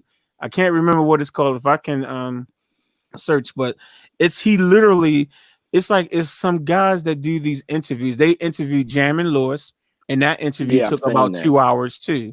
And so Teddy Riley talked about how he got screwed out of money, but that was in the early days. It was literally in the early days of him getting into the industry, and he basically literally became homeless. Yeah. Like Really? he had hits, like, and he had hits and everything. It had something to do with the person. Is it Tim Gatlin or something? Whoever he used to work with. I don't know if it was the dude that was originally in Guy, because remember, before Damon Hall, there was another guy. It was Aaron Hall, it was Teddy Riley, and it was another dude. And if you look at the Really? very first album cover for Guy, that dude is on the album cover. It is not Damon Hall on that album cover. It might have Wow. it might have something to do with that dude. I could be wrong, but something to do with it. And he wound up with nothing. And he had to move. I think that's when he moved from New York down to Virginia or something like that. And that's why he was stationed down there where DZ is, Virginia Beach, for a long time. You know what I'm saying? And he eventually was able to produce some records. I think Keith Sweat was the first one to give him some money to produce for him. You know what I'm saying? Because it's like Teddy had nothing. And I think Keith Sweat was like, well, you got an album, can you give me a couple songs or whatever? And Keith, that's when he started building up his money again. So I'll never understand Teddy. Go ahead, Ron. I'm sorry. Just as a person with just a conscious, a heart or whatever, it's like me and you. Let's say you producing hot tracks, and when, let's say I'm on your team, but I done signed this deal to take like 95% of your money, and I know that you homeless, but it ain't my problem. Anybody seen Ron? Anybody seen Ron? And yeah, dude named Ron. Yeah, he looked like some keyboard player that just died. Somebody pointed it out a few weeks ago. Yeah, he light skinned it. I be looking like, anybody know somebody named Ron? Yeah. Oh, over here? Oh, he over there? He over there? Man, I can't go to sleep at night knowing that I made somebody homeless, and and it's their music, dude. That's just like crazy, man. Your name Ron? I need to talk to somebody named Ron. I want to talk to somebody. Give me isn't that, oh, you remember Ice Cube on the Compton movie? Oh yeah, he proved this point. That man walked up in there with that bat. Crack. Boom, that little dude was like, he probably peed him in his pants. I know I would have. Shoot. Dude, so some black guy coming in here beating it right, and with a game. Right, yeah, it wasn't just Ice Cube. He had people with him. We're gonna go in here and get this money, but TLC did the same thing. TLC went in that movie. They showed the scene where they kind of you know what I'm saying? They kind of did the same thing too. I don't know if it was as bad as Ice Cube, but they did. Hey, but Cube was he was still professional. He said, "Look, now take it out of the money that you owe me to pay for all of this stuff." That was hilarious when he said that. Yeah, he's got to give me my money, and you can keep what it. That was funny. Dude, if that ain't classic, like some nice people have said too. Man, that's classic. I know, man. He's like, now you can keep what it takes to fix this, and give me the rest of my money. That's true gangster right there. He probably was the most gangster out of everybody out of NWA. That was really gangster right there. My goodness. I forgot about that till he said that. Dude, that was classic. Yeah, that was a good one. That was. I didn't know NWA went through all of that stuff. Yeah, that was crazy. Like when they was recording their record and they was standing outside of the record studio, the recording studio, and the cops mad them all sitting down. That was when they in the movie they say that that's what made them write F the police. That saying that happened, and then after the police did all that, Yeah. and even when the I forget what the white guy named that stole all that money came out and was telling them, Jerry something. yeah, Jerry. His first name is definitely Jerry. And he even came out and said they work here, blah blah blah. And it's like, yo, it's like I didn't have I grew up in the projects here in Baltimore, but we didn't get messed with by the police like that. So it's like I can understand when I was a kid, I didn't listen to NWA like that. I because I to me it was just like, oh yeah, that they just cussing and all that, and that's they just I didn't Right. realize that they were really telling stories. Jerry I Heller, didn't thank either. you, Cortez Smith in the chat. Yeah, Yep, his name is Jerry Heller. Jerry Heller. Yeah, it's like I have a new appreciation for their music, and now I can stomach it a little bit better when I listen to some. Now, some of it is just them being just nasty too, Yeah. Some dope of it's dope crazy. man. If a girl kneels down and blank, blank, blank, that's that's just. But I mean, but if you if you get to some of the other some of the other songs, what I'm saying. It's like at least I can actually understand, and I'm like I get it now. You know what I'm saying? Now that I see the movie and I see some of the stuff, I get it because as a little kid, I could never say F the police. You're like, the police is our friend. You know what I'm saying? We used to have Officer Friendly used to come to my school every year. I never picked up on the fact that it was a different officer every year. I just knew that, hey, Officer Friendly coming today. Yay, Officer Friendly. So, I'm That just must like have F been the Dare to Care. I wasn't not Dare to keep kids off drugs. I guess, but in my mind, I couldn't understand a song like F the Police, but it's like then you see what they went through in Compton and just in LA, the part that's not when you think of LA, you think it's supposed to be some big, rich place or whatever, where there's another side of No, LA. You know what I'm it saying? is. It's another side. It, And thanks to NWA, we know about it. hey, You know, I tell you what, Oh I yeah. went to California for my honeymoon. Me and my wife got married in Vegas, and then for our honeymoon, we went to California. oh, okay, y'all And spending it big. Okay, go ahead on. it was nothing. It's not like what you see on TV, man. The Hollywood Walk of Fame is filthy. Oh, for real? For When real? I say filthy, dude, it's homeless people. Like, dude, it is Sitting on filthy, the dude. It's stars? It's nothing. homeless people sitting on the stars? Sleep Oh on the man. stars, dude. That's Oh no. It's stars. Some of the stars are cracked. You know what I'm saying? Like where they're just out. They do Listen, this. man. And the homeless population. I don't know if you've ever heard of a Skid Row, I've heard but that term before. Yeah. Skid Row is a real thing. It's homeless people that live downtown.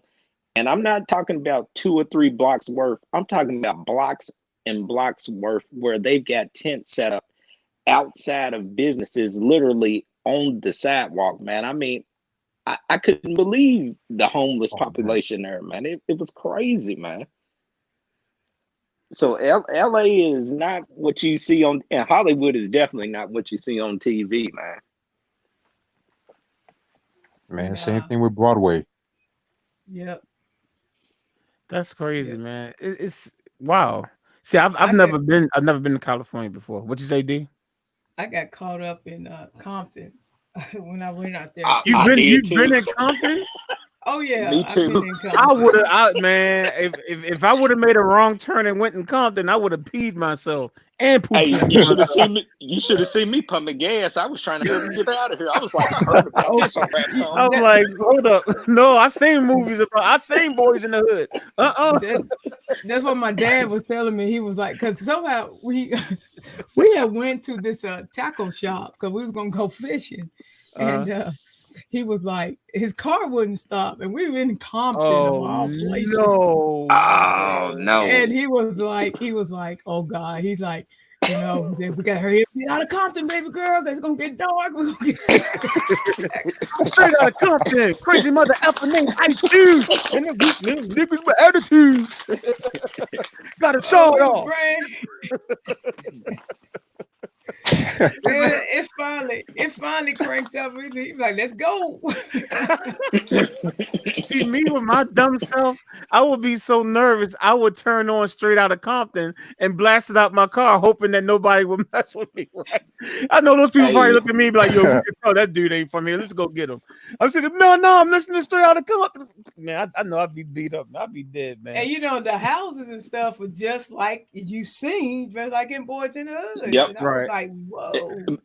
But the only difference, they cost like $300,000-$400,000. How can a house cost that much and be in the hood though? Dude, the prices I read. I don't understand why anybody would live in California unless you're a movie star making money. I don't understand how anybody can afford to live in California, because California is, dude, when you go to the grocery store, they don't give you like plastic sacks of bags, man. You got to pay extra for those. Dang, for real? Yeah, man. You have to pay extra for it. I mean, we got stores they tax here. for everything. Yeah, we got stores here. It's not every store. It's like I can think of 2 stores where if you want to get a plastic bag, you pay 10 cents, but it's like everything is discounted. That's Audis. Yeah, Audis. Audis is one of them. Then we have a place called Save a Lot here, and I don't know if it's in your area. Same thing, but I mean, you literally save a lot of money if you go shopping. You know, this stuff is cheap. You do. So but in the like Giants or any other big name brand, store, they just give you the bag. You don't have to pay for it. That's crazy. In California, you do, man. It's crazy.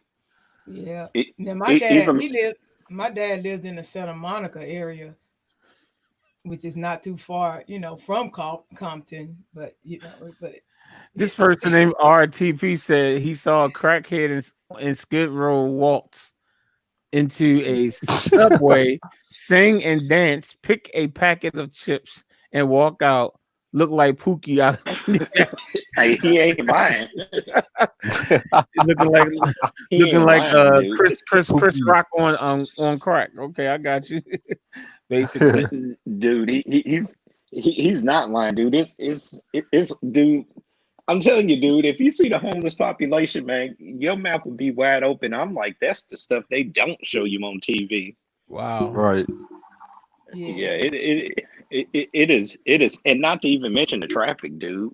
Something that should take you 20 minutes to get to is going to take you about an hour to get to, man. Oh yeah. I mean, traffic all day long, even at 3-4 in the morning, dude. For real?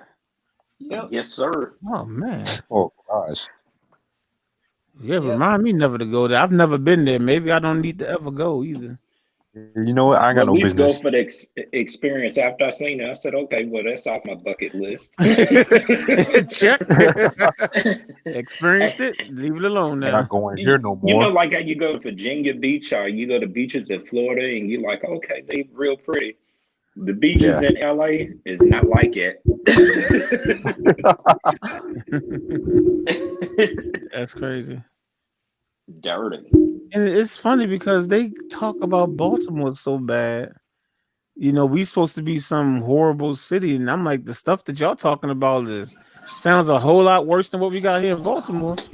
And I'm not saying Baltimore ain't bad now. I'm not saying that. I'm just saying I don't know how we get put at the top of the list talking about the stuff y'all talking about. Like, whoa.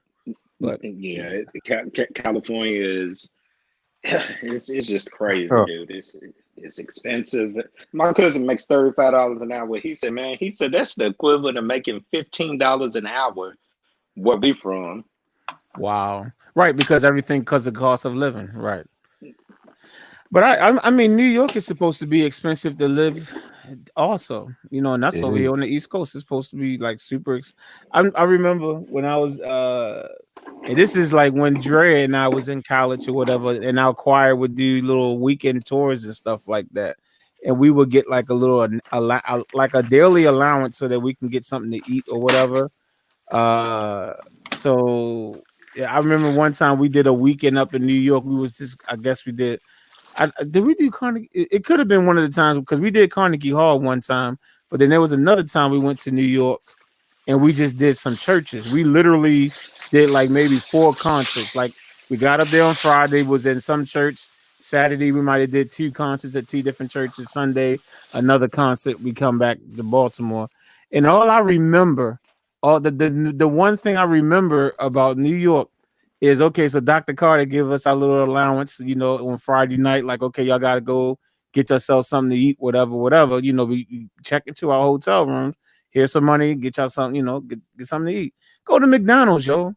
Now, here in Baltimore, you can get a Big Mac meal, especially this is like 96, 97, like $4 or $5, right? $4 or $5 in Baltimore. You getting the drink, the fries, and the sandwich, right? That joint was like $10, $11. I was like, what? Whoa. I'm like, what the heck? Dr. Carter, we need some more money, bro. It was like, I mean, that's the one thing I just will never forget. And I can only imagine how much it costs now up in New York. But that was ridiculous because I'm like, yo, $4 or $5, yo, you got a drink, you got some fries, you good, you got your sandwich. And I'm like, that's same meal. I'm like, well, what is it that they're giving me that I don't get in Baltimore? They're like, nothing. It's like Terry Crews and Everybody Hates Chris. I know, right? Now I'm like Chris Rock talking about well, how much for just one patty? Good Lord, that's a lot of money. How much for just one patty? And you can pour some of the soda in my hand. Hey, that's my favorite show. Which one you talking about? Everybody Hates Chris? Yeah. Oh yeah. He said he asked his father. He said, "Dad, can I get an allowance?"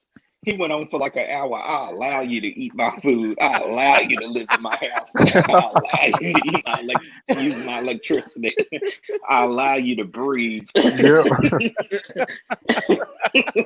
Terry Crews played that role, man. He played that He role. did, man. He did. All of them was good. Mhm. Oh my goodness. But getting back to the record companies, man. It's like part of the reason why I know record companies they can't make the money that they used to because of streaming, right? And all that stuff. And there's a lot of piracy. It's just ridiculously easy to get a very good, clear copy of a song for free. Yep. You know what I'm saying? It's like it's ridiculous.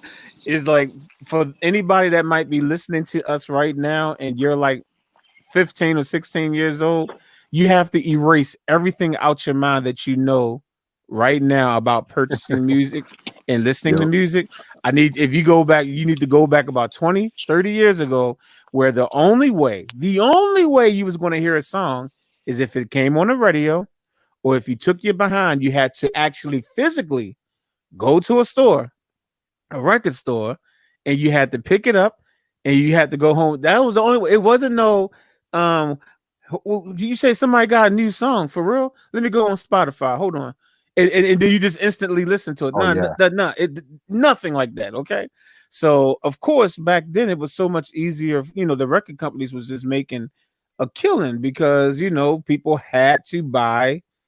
I mean, I'm not saying that there wasn't any black marketing going on, because yeah, of course, people would sell music illegally. Like you see a little stand, you're in the neighborhood and somebody might have a little stand, got some tape, talking about, yo man, got some tapes for $5 or whatever, and you never knew what you was going to get on those things. You know what I'm saying? And sometimes the quality would be bad or whatever, but mostly, people, if they really wanted to hear the song, they buy the record, the actual vinyl, or they buy a cassette tape. And if you go back to the early 70s, you might have got an 8-track. Y'all might have heard a lot of jokes about 8-tracks, but 8-tracks were a real thing. You know what I'm saying? But so of course the record companies was making a killing back then. And now, of course, it's like the record companies are now trying to pull out their violins and do this and go, oh, and you know what? I just don't feel bad for him. I just don't feel bad for him because I mean, why? Because look at the New Edition story. Look at Yep. the TLC story. Look at the Tony Braxton story. Look at pretty much everybody's biopic, almost every biopic. Look at New Edition's story. It's like, yo, y'all finally getting what y'all deserve. You know what I'm saying? Agree. It's like all those years. I mean, trillions of dollars y'all stole. Trillions if you add it all up. You know what I'm saying? So don't come at me now talking about this streaming is we can't make good. And you know what, Jazz? Sometimes it's not always the record company. Sometimes it's the manager of the artist. Yep, Yep. cutting Yep. side deals and doing and stealing money. Yep. And then you got the people who allow other people to sign their checks. The one thing I'm hearing a lot, I've heard some people say like, no one is allowed to sign my check but me. You know what I'm saying? It's like you Yeah. know, like it's like you might get managers of your accounts and stuff like that, and you know they'll be authorized to sign for you. He's like that's the easiest way to get your money stolen from you, because you know Yep. you know they're going to start you know whatever. So I know like if I ever come into money and somebody talks about well you need to get you need to give this person and this person allow them to be able to sign the check, I'm gonna be like no.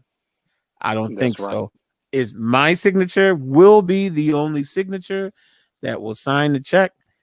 If I can't get it, I ain't signing it because it's like that's another way that the people will get their money taken. You Yep. know what I'm saying? That Yeah. might have had Yeah. something to do with Teddy Riley money. I gotta see if I can find that thing and listen to it again. It might I think it was a thing where whoever his partner was decided it was his name and somebody else on the account, and they made a nice little they made some good money. Well, the partner decided to just take all the money out the account.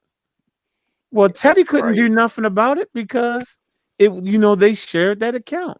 So when that dude took that money, Teddy had nothing. He literally had nothing and literally had to start with nothing. He had to borrow money and stuff. I think he had to borrow money just to even get down there to Virginia Beach. I can't remember what made him go to Virginia Beach out of all places, but he had to go down south.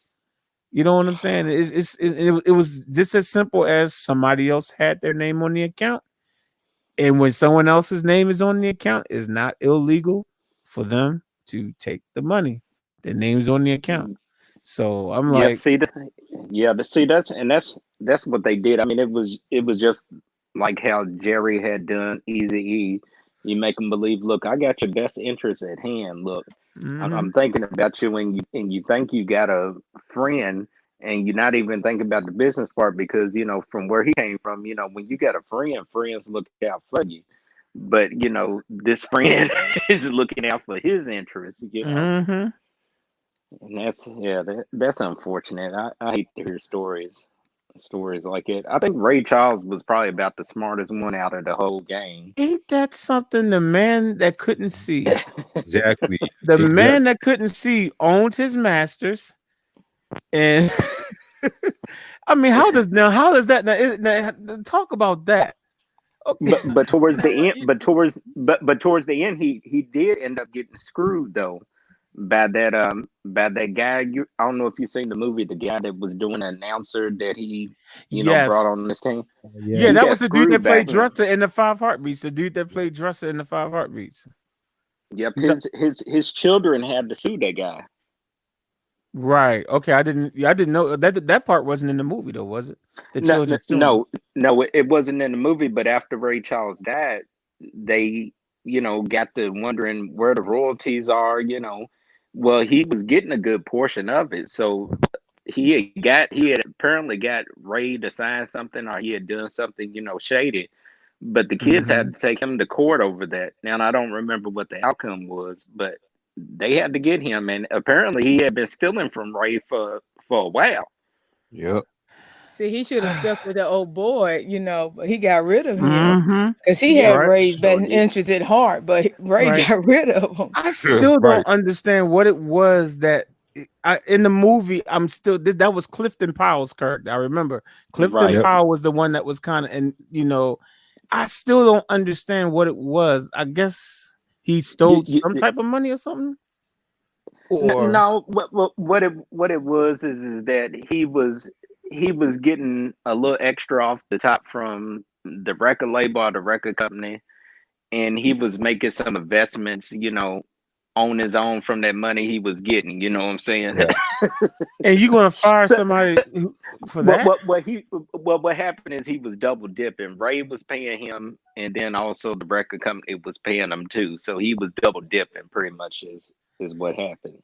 But I mean, what's the? I don't get it. I mean, I don't get so if he's not stealing from you, it's like if you have okay, look, man, are you gonna be my manager, whatever you are, whatever he is? Look, this is how much I pay you. Why are you gonna get mad if he's able to get money from somewhere else too? That's, I don't get think it. what it was is that we're friends, so you didn't even mention that part. You know what I'm saying? You just Yeah. rolling around and you're not even mentioning it. You know Yeah. what I'm saying? So I think that's what the problem was there. But the thing about it is, just like I said, the other guy came in. He was smooth talking, told Ray what he Mm-hmm. wanted to hear. Didn't you see? He gave Ray like an open office, but his office was off in the cut with closed doors. Mm-hmm. Right. That was yeah, that was I mean that was bad. That was bad. And I'm like, and that's I guess it's funny that you had to break that down for me. And I've watched that Ray movie several times, and I just didn't get it. I couldn't understand why he fired the dude. I don't know. I'm slow. Sometimes I'm slow. It takes me 20 But, but years sometimes to get stuff.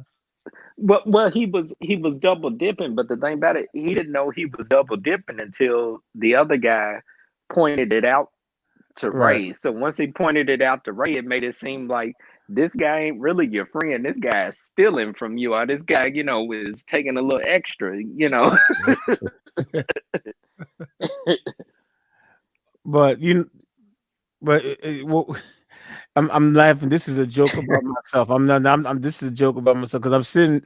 I just told you like I still until you said something, I still didn't understand why Ray got so upset with Clifton Powell's character, and then I said that I'm slow. Right now, I'm gonna tell you one movie that everyone in here probably seen and will probably say is one of their most favorite movies of all time, and promise you.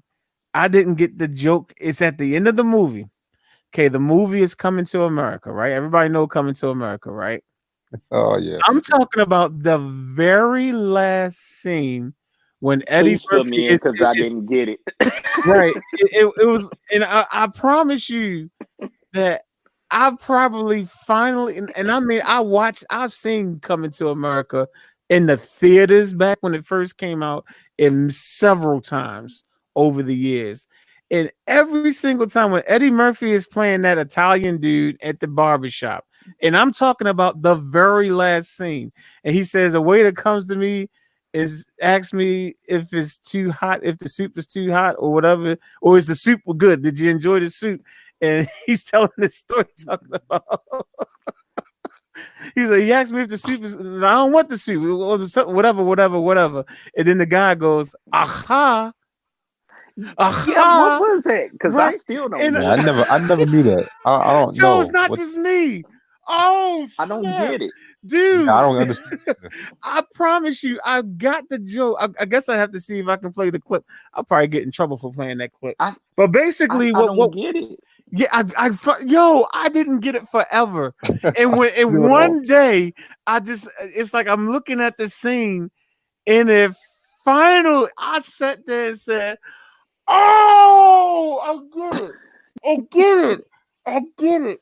Basically, okay, so I guess he's at the restaurant, and what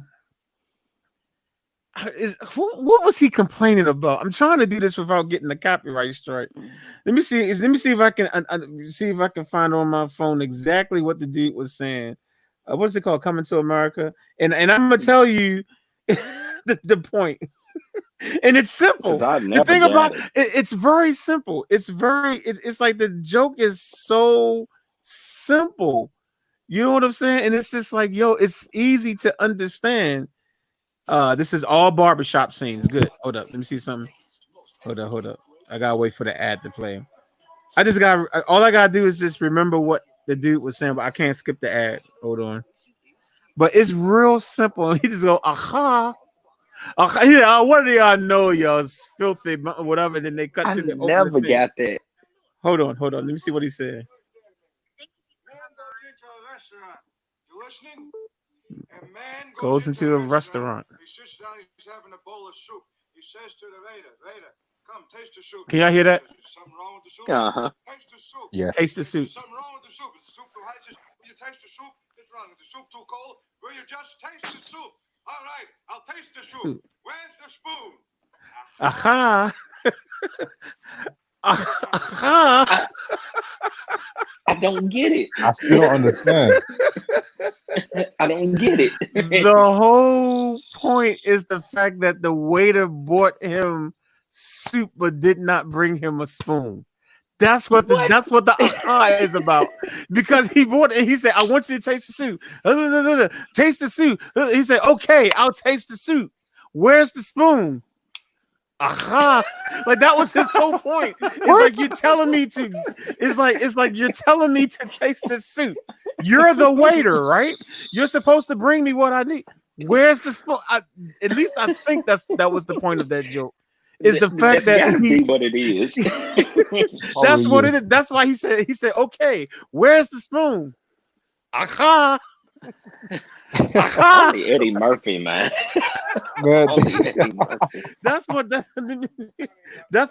I got from that scene. oh my Man goodness. goes into a restaurant.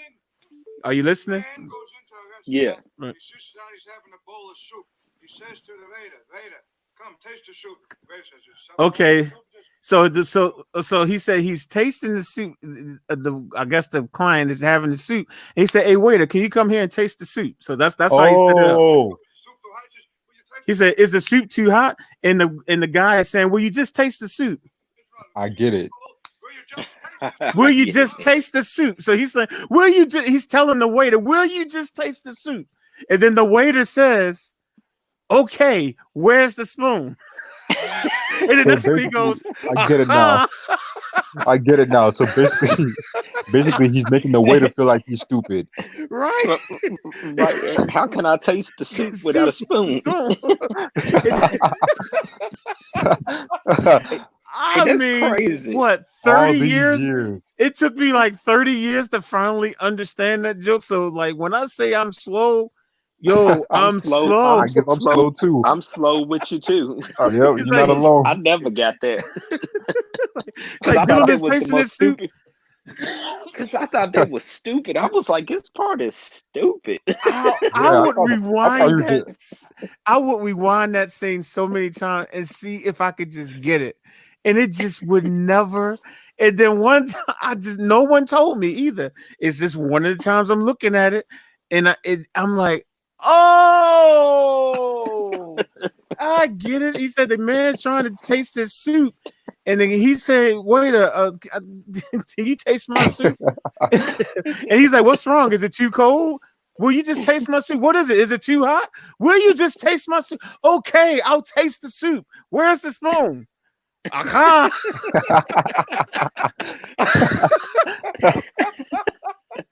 I mean, Hey, that is hilarious. once you understand the joke, it is hilarious. It took me Hey, 30 man. years to get the joke, but now that you got it. I can't wait until I'm watching that with my wife the next time, and I'm asking, "Did you get that?" Well, let me tell you what that's about. House of Jazz don't just teach me chords; he teaches me jokes and movies too. he teaches me jokes from 30 years ago. For real. So I mean, that's just for me. It's like, yo, I can be really slow sometimes, and that's just proof, man. That's my whole point. So if you say something and I don't get it, just bear with me. But that's funny that I thought I was the only one. I honestly thought I was the only one. I really did. I never thought I was did. the only one. I never was like, understood it. I used to think he probably put something in the soup. Right. I I, didn't even think that way. I just didn't get it. I was like, I don't understand this part. and it's the end of the movie too. That's the crazy part. It's the end Yeah. of the movie. Literally, the I'm like, credits start coming up.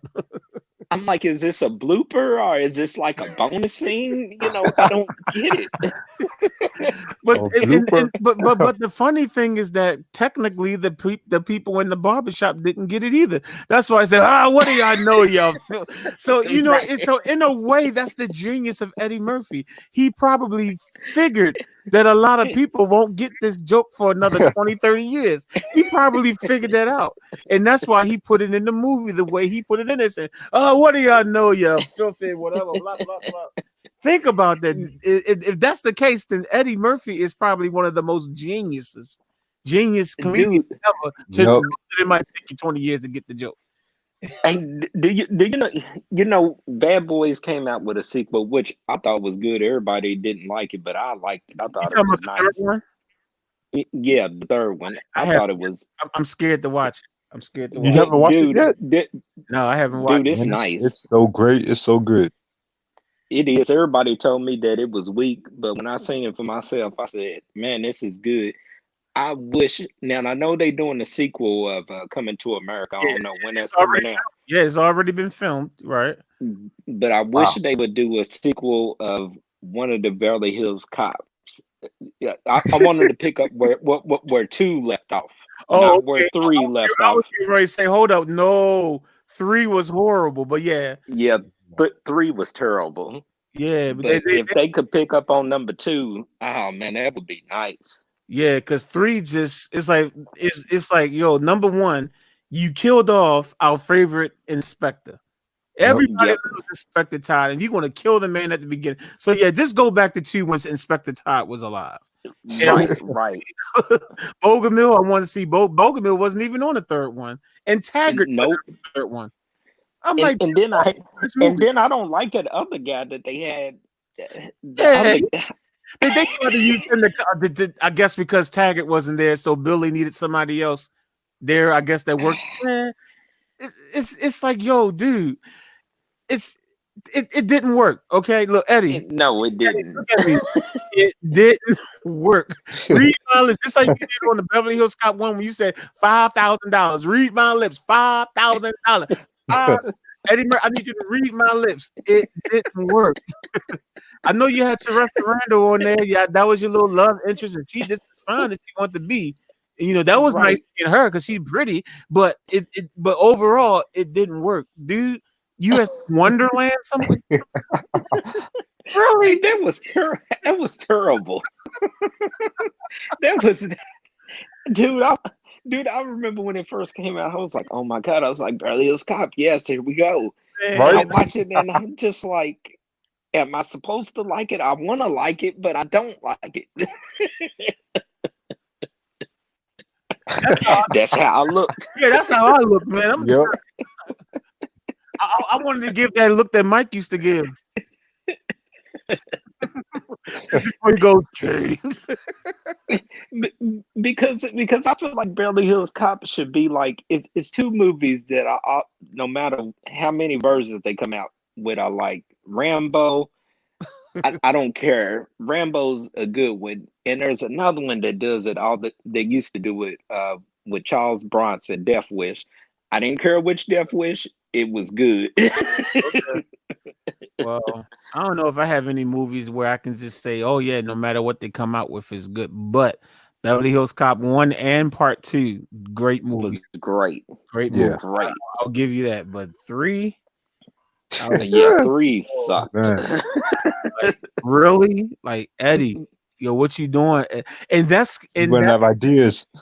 right. And I'm kind of nervous about this movie that he I just am too. I'm Yeah. like, yo, you took the classic, man.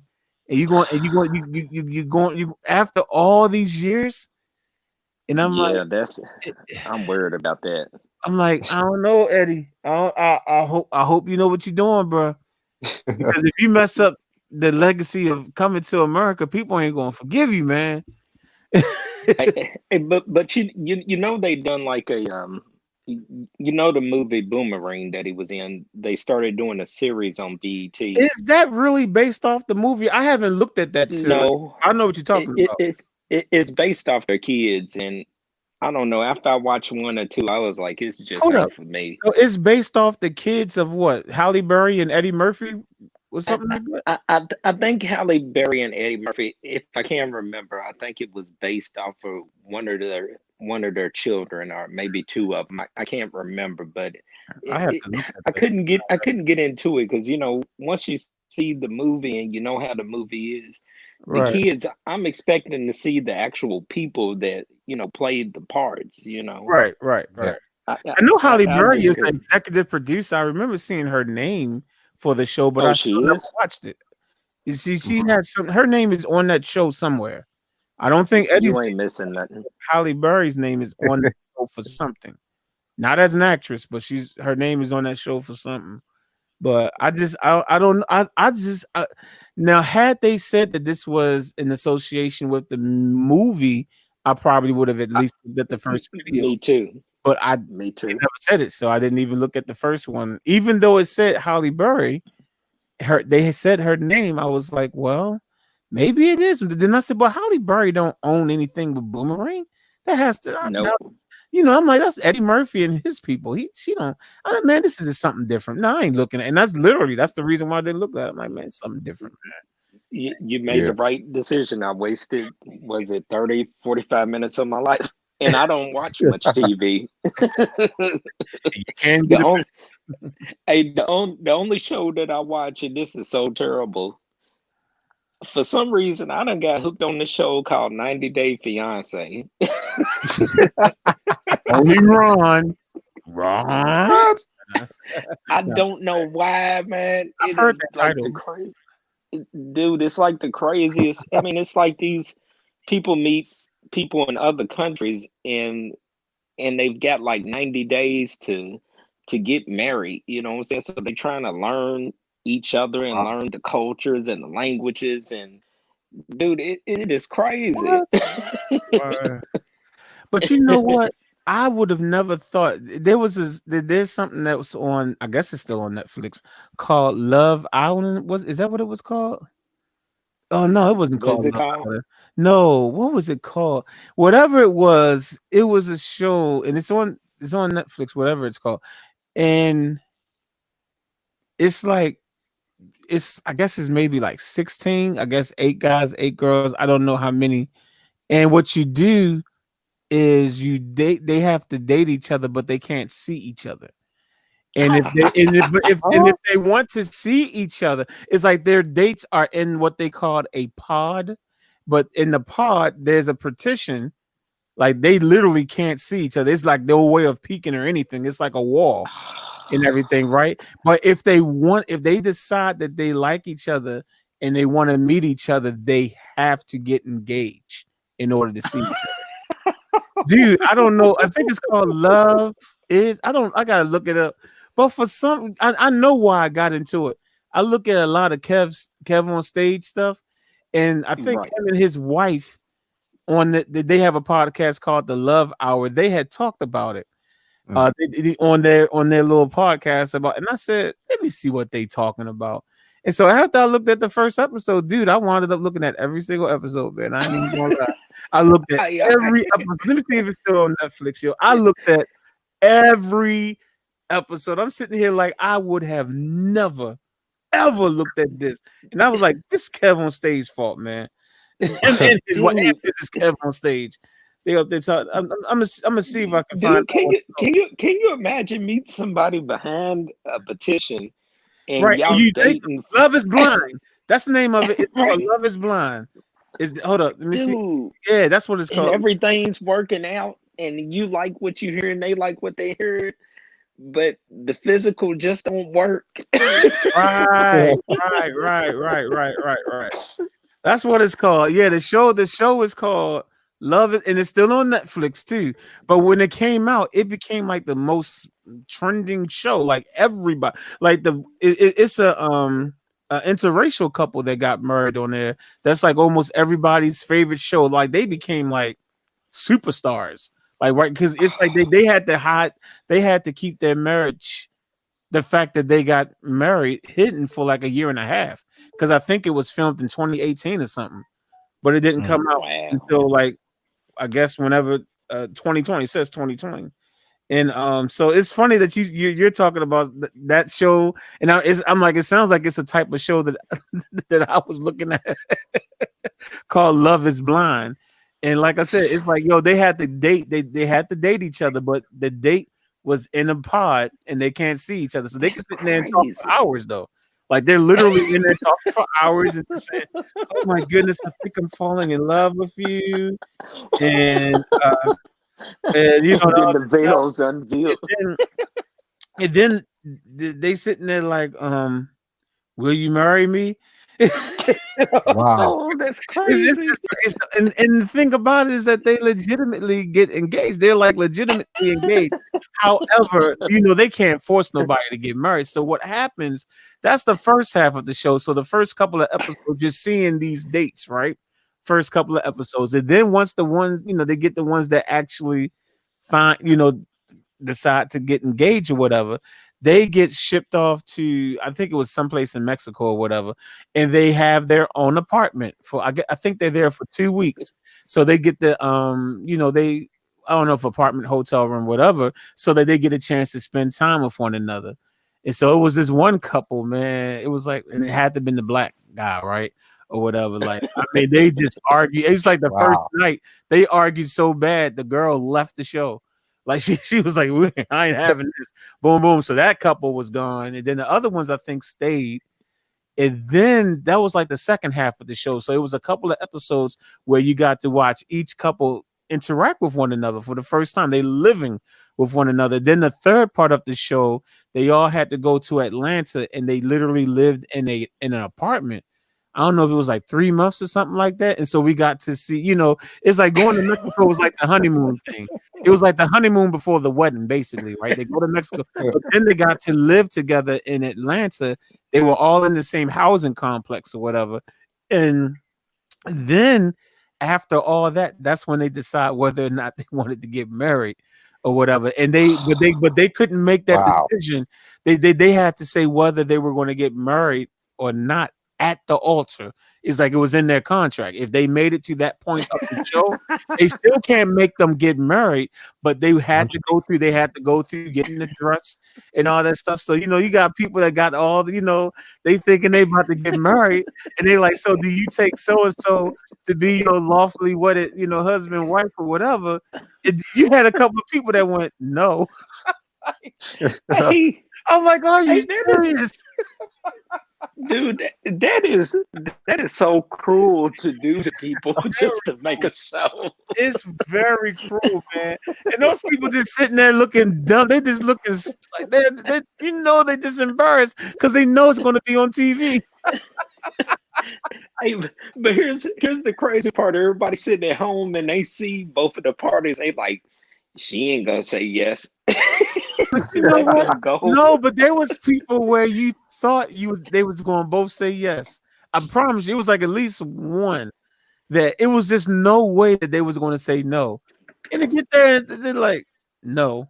Like, Wow.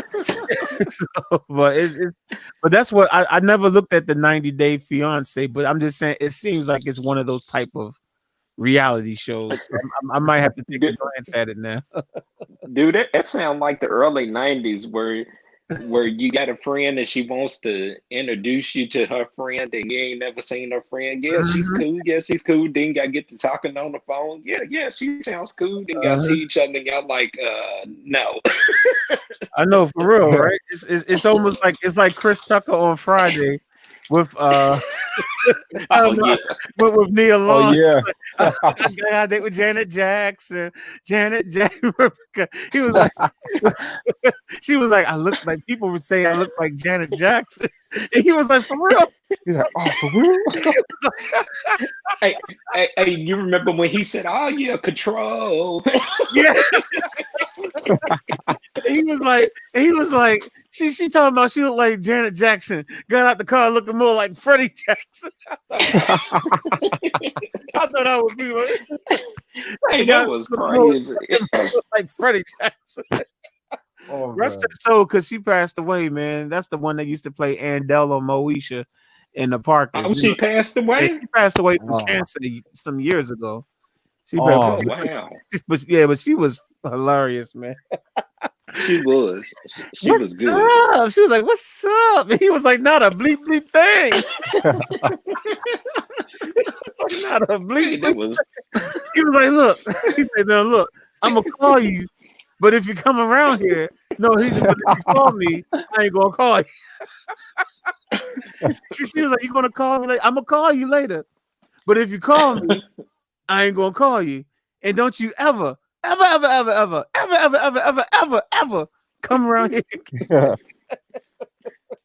he said I gotta go. He said I gotta go pick my mom's up. She said I go with you. He said no, she don't like a lot of people in the car. People in the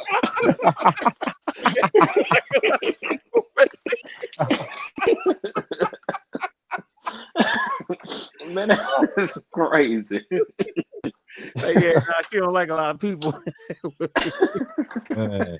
Oh my goodness, man! It's the classics, man. It's like, man, these Chris movies. Tucker made that movie, man.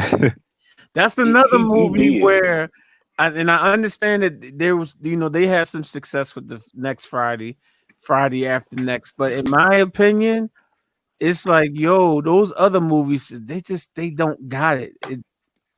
I agree 100%. If you couldn't get Chris Tucker, man, you should have just left it alone, man.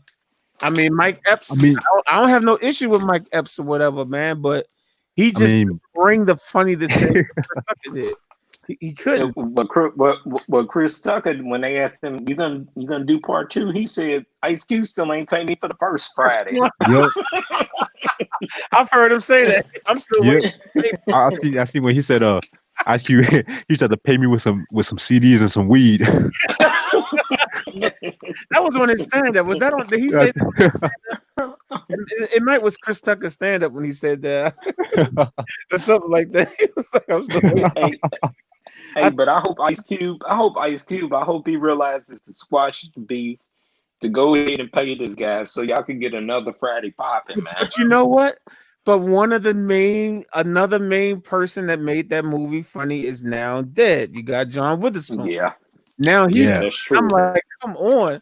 And it's like, dude, yo, you waited too long, yo. It's like, you I mean, and you give me Chris Tucker, I'm still gonna look at the movie. If you give me a new Friday and Chris Tucker's in it, I'm gonna look at it, but it's still gonna be lacking.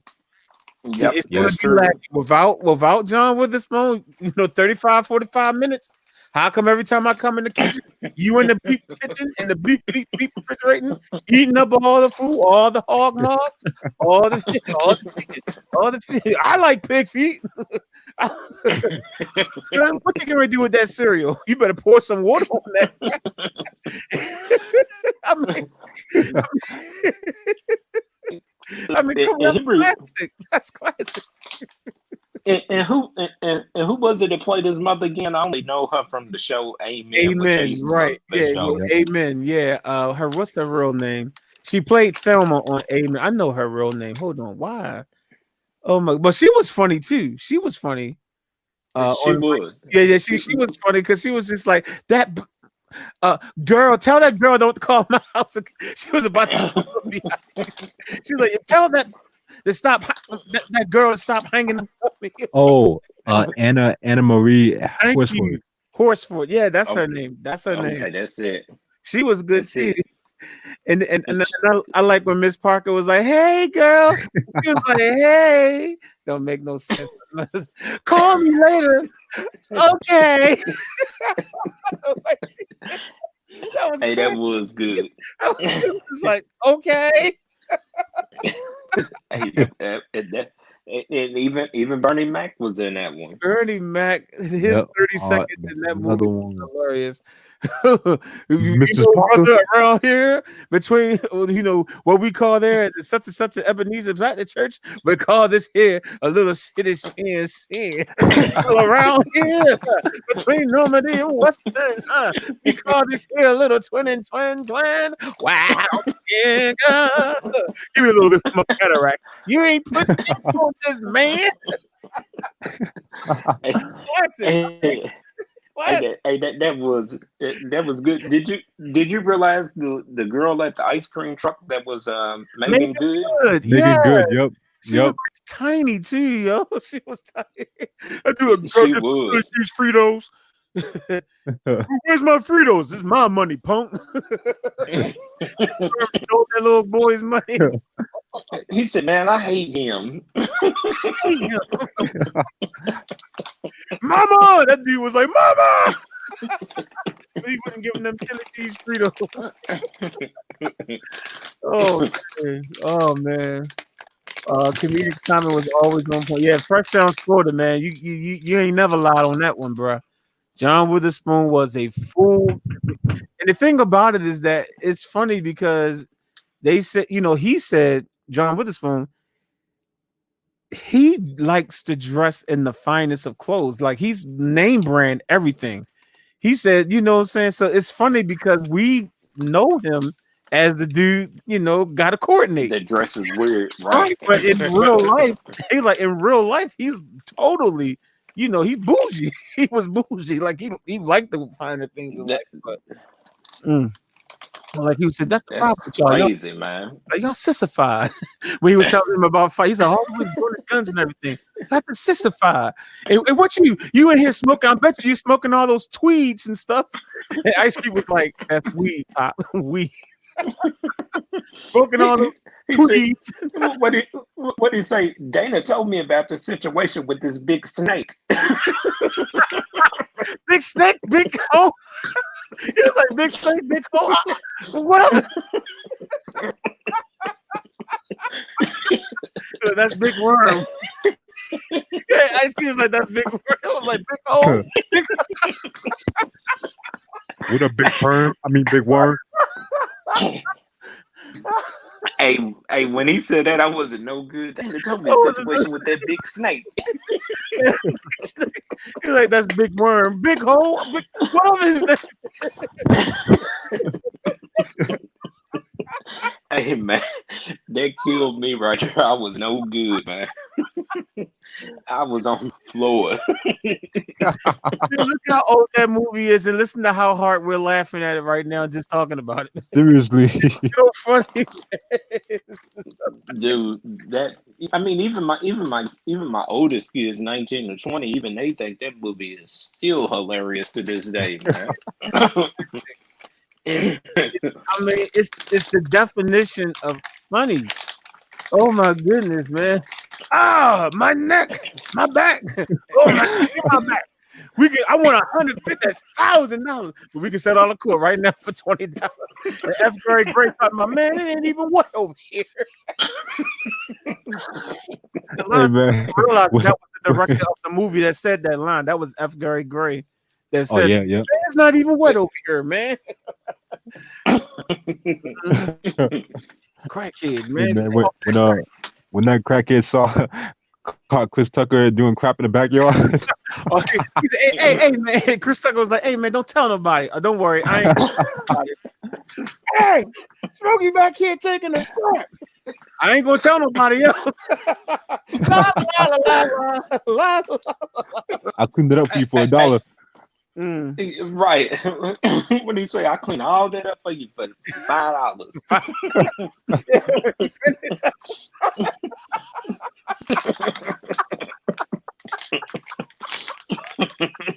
See, Friday 2, the next Friday, and the third one, there's no scenes in there that we could just talk about and just laugh this hard on. It's only on the original. It's not. Friday. Even the third Friday when I saw Cat Williams in there, I cringed, man. It's just not. It's not. It was funny, but it wasn't as good as Chris it could Tucker. have been. Yeah. Yeah, it lacked a whole lot, man. And I know at one point Ice Cube, when John Witherspoon was still alive, was trying to say that we trying to do another Friday, but I'm like, if now again, John Witherspoon was still alive, and John Witherspoon always said that if they come to him, he'll do it. So John was never an issue. Yeah. So my thing is like, but I'm like, don't do another Friday if you can't bring Smokey back in. He need to come out of rehab or something. Write him in the movie. So he finally got out of rehab after 10 years or whatever. But bring back Smokey. But now John Witherspoon gone too. So now I'm really like, crap. Yeah. Yeah, Ice Cube missed his opportunity, man. I think he could have made much more money off that movie if he would have brought Chris Tucker back. Mm-hmm. Yeah, that was that was the key right there. It's like he really. I think. And then at this point, Chris Tucker might be like, if he asked him, he might be like, "No, you should have done this 30 years ago." Been done this. Like, are you going to pay me for the first one? Right. You going to pay me for the first one? Because I'm still waiting. Like I'm still waiting, man. I'm still waiting. The first one and the second one. But that goes to show you the genius of Ice Cube. Ice Cube is really a genius. I mean, even his own music that he done by himself, he was always making a political statement, and I mean, some of it was just good. Just way good. He's good. He's good at what he did. You know what I'm saying? What he does and everything. But he has to have the right people around him. Yeah. Make it, right. with Friday, it's like Ice Cube. It's like I don't want someone to replace Ice Cube either. It's like what I want. Right. I want to see Chris Tucker and Ice Cube. That's what I want to see. So that's what I want to see. Right, I don't want to see Day Day and Chris Tucker. No, I want I don't need to. Right, I still want I still want Ice Cube because his personality played so perfectly against Chris. It did. Hey man, look what you did to my curtain, man. Man, I'm blasting you. Like, what's up, man? You ain't got nothing. Hey man, where you get that from? Yo, mama. Quit playing, man. With what, man? You ain't got nothing. He pulled that gun in his face. Like, where you get that from? It was like, yo, mama. Hey, man, meet me outside. I'm telling you, man. Ice Cube, man. The roles that he plays is just good. I wouldn't want nobody to replace him. Right. Even I mean, even when he done Boys in the Hood. I mean. He had a Jerry curl. You know what I'm saying? For real. Maybe they don't know, don't show, or don't care what's going in the hood. See, dude, I was just about to say, dude, that's what I'm saying. You my brother from another mother. I was just about to say that. Dude, I promise I was about to say that. I'm thinking of that scene on Boys in the Hood when they were celebrating him getting out of jail. They had the cookout and they was like the food is ready and all the dudes is going up. And it was like, hey man, let the ladies eat first, man. He was like, yeah, was gonna eat too. Me too. Hold up, wait a minute. And this was Regina King talking about, hold up, who you calling out? Yo, yeah. And he was like, oh, sorry, B. That was wrong. But it was the timing was clever of it though. It was. He was like, man. He was like, oh, sorry. Wait a minute, who you calling her? Sorry, B. But even Regina King, I don't think she gets all the credit that she deserves either, because Regina's plays in some things, man, and she's a really good actress, man. I think she finally got some type of award either this year or last year, finally. But yeah, she's excellent, man. She's excellent. I mean, I remember her from 227. I remember Brenda Jenkins on 227. I had a crush on her. I love that. I Definitely did watch too. Everybody did. everybody did, for real, man. She fine as hell or what? Yeah. So and then all of a sudden, I think the very next thing I remember seeing her on was Boys in the Hood, I think. But then after that, she did Friday. Now She she did was, the college movie with Ice Cube and John Singleton. And yeah, that was good. yeah, she was in that movie. What is that called? Higher Learning. How you're Right? learning. I Yep. learned. And then she did Poetic Justice with Janet Jackson. She was good in that. And then she just started doing, a whole lot of other stuff, man. And she's great, man. As an Yeah, actress. I got mad respect for her because when she played in what is that Ray Charles. that movie, no, the movie with, well, that movie too, but the movie with Will Smith. I'm so glad that Enemy of they the State. had her in a Oh different yeah. role. Yeah. Yeah, Enemy of the When State. they had her in a different role, I was like, yes. I was like, she is versatile, you Yeah. know. Right. Because I mean, she was definitely had a lot of ghetto characters. Because in Yep. Poetic Justice, Yeah. she was ghetto. In Higher Learning, she was still slightly hood. She Yes. still had a little hood. And of course, on Boys in the Hood, she was 100% hood. Oh yeah. Oh yeah. Yeah, but with Will Smith, Enemy of the State, she was his wife, and yeah, that was definitely Yeah. a different type of character for her. Did she play? I'm trying to think. No, I was And she thinking did about a Ray movie Charles. with Jamie. Yes, she done Ray Charles. That was really good. That's the movie you Yeah. just She said, Jamie done Foxx. You was getting ready to say, didn't she do a movie with Jamie Foxx? It was Ray Charles. okay. Well, I was thinking that she had done another movie with him, but I think I'm thinking of another actress. Mm. I think I'm thinking of the actress that had played in all the scary movies with the Wayans brothers. Okay, I'm not sure. Oh, Regina I Hall. don't know. Oh, the Yeah, other yeah, Regina. that's it. Uh-huh. Yeah, Yeah, Regina Hall is good too. She played She's Candy on the Breaking hilarious. Bad. Remember, she was like a stripper and wound up getting yeah. at the end. Tastes like candy. And it was Candy, and they played the cameo song. And that dude just fell in love with her. Was like, "Will you marry me?" Whatever. Eventually, he got it. Eventually, by the second, best man, he was married to her. So Yeah, he did. Now that was another movie that I did appreciate. I did appreciate the second one. I was kind of iffy, but I guess they done it the right yeah, I way. like the second one. The second one was good. The only thing that makes me upset about the second one is the fact that Monica Calhoun's character died. That's the Oh only thing God, that irked Yeah. me.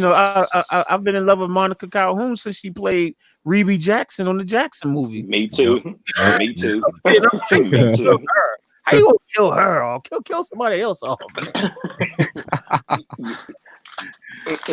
And she played that role in she played that role in that uh what's the movie? But anyways, the God, what was the name of the movie we just talked about? Mine just went that quick. The Jacksons? No, no, the Best Man Holiday. Oh yeah, the best man Oh, holiday. Yeah, Best Man. I think in both one and two, I think she played a very good part because it was different to see her from that role that she played in what was that Players Club. Oh, yeah. right. That's what I forgot she was. Yeah, she was a little wild from Texas. Yeah. Little wild girl from Texas. Yeah. Yeah. She was even Which in I the did video not for like her in that role. Right. well, no, I think she did a good job in the role. I mean, yeah, I think she did a good She job. did. She did, but I just didn't like that for her because I'm used to seeing her as Reby. Right, Reby Jackson. Yep. Yeah, that's what I remember. She did something when she was super young, and I think it had Whoopi Goldberg in it. I think she was younger than the Jacksons when she did the Jacksons movie. It was something. It was something I saw. I don't know. I guess back when we used to have premium cable stations at one time or whatever. It Yeah, was yeah. something, and I was like, "Yo, that's Monica Calhoun." Like she was really young, and it looked like she was younger than she was when she did Reby Jackson.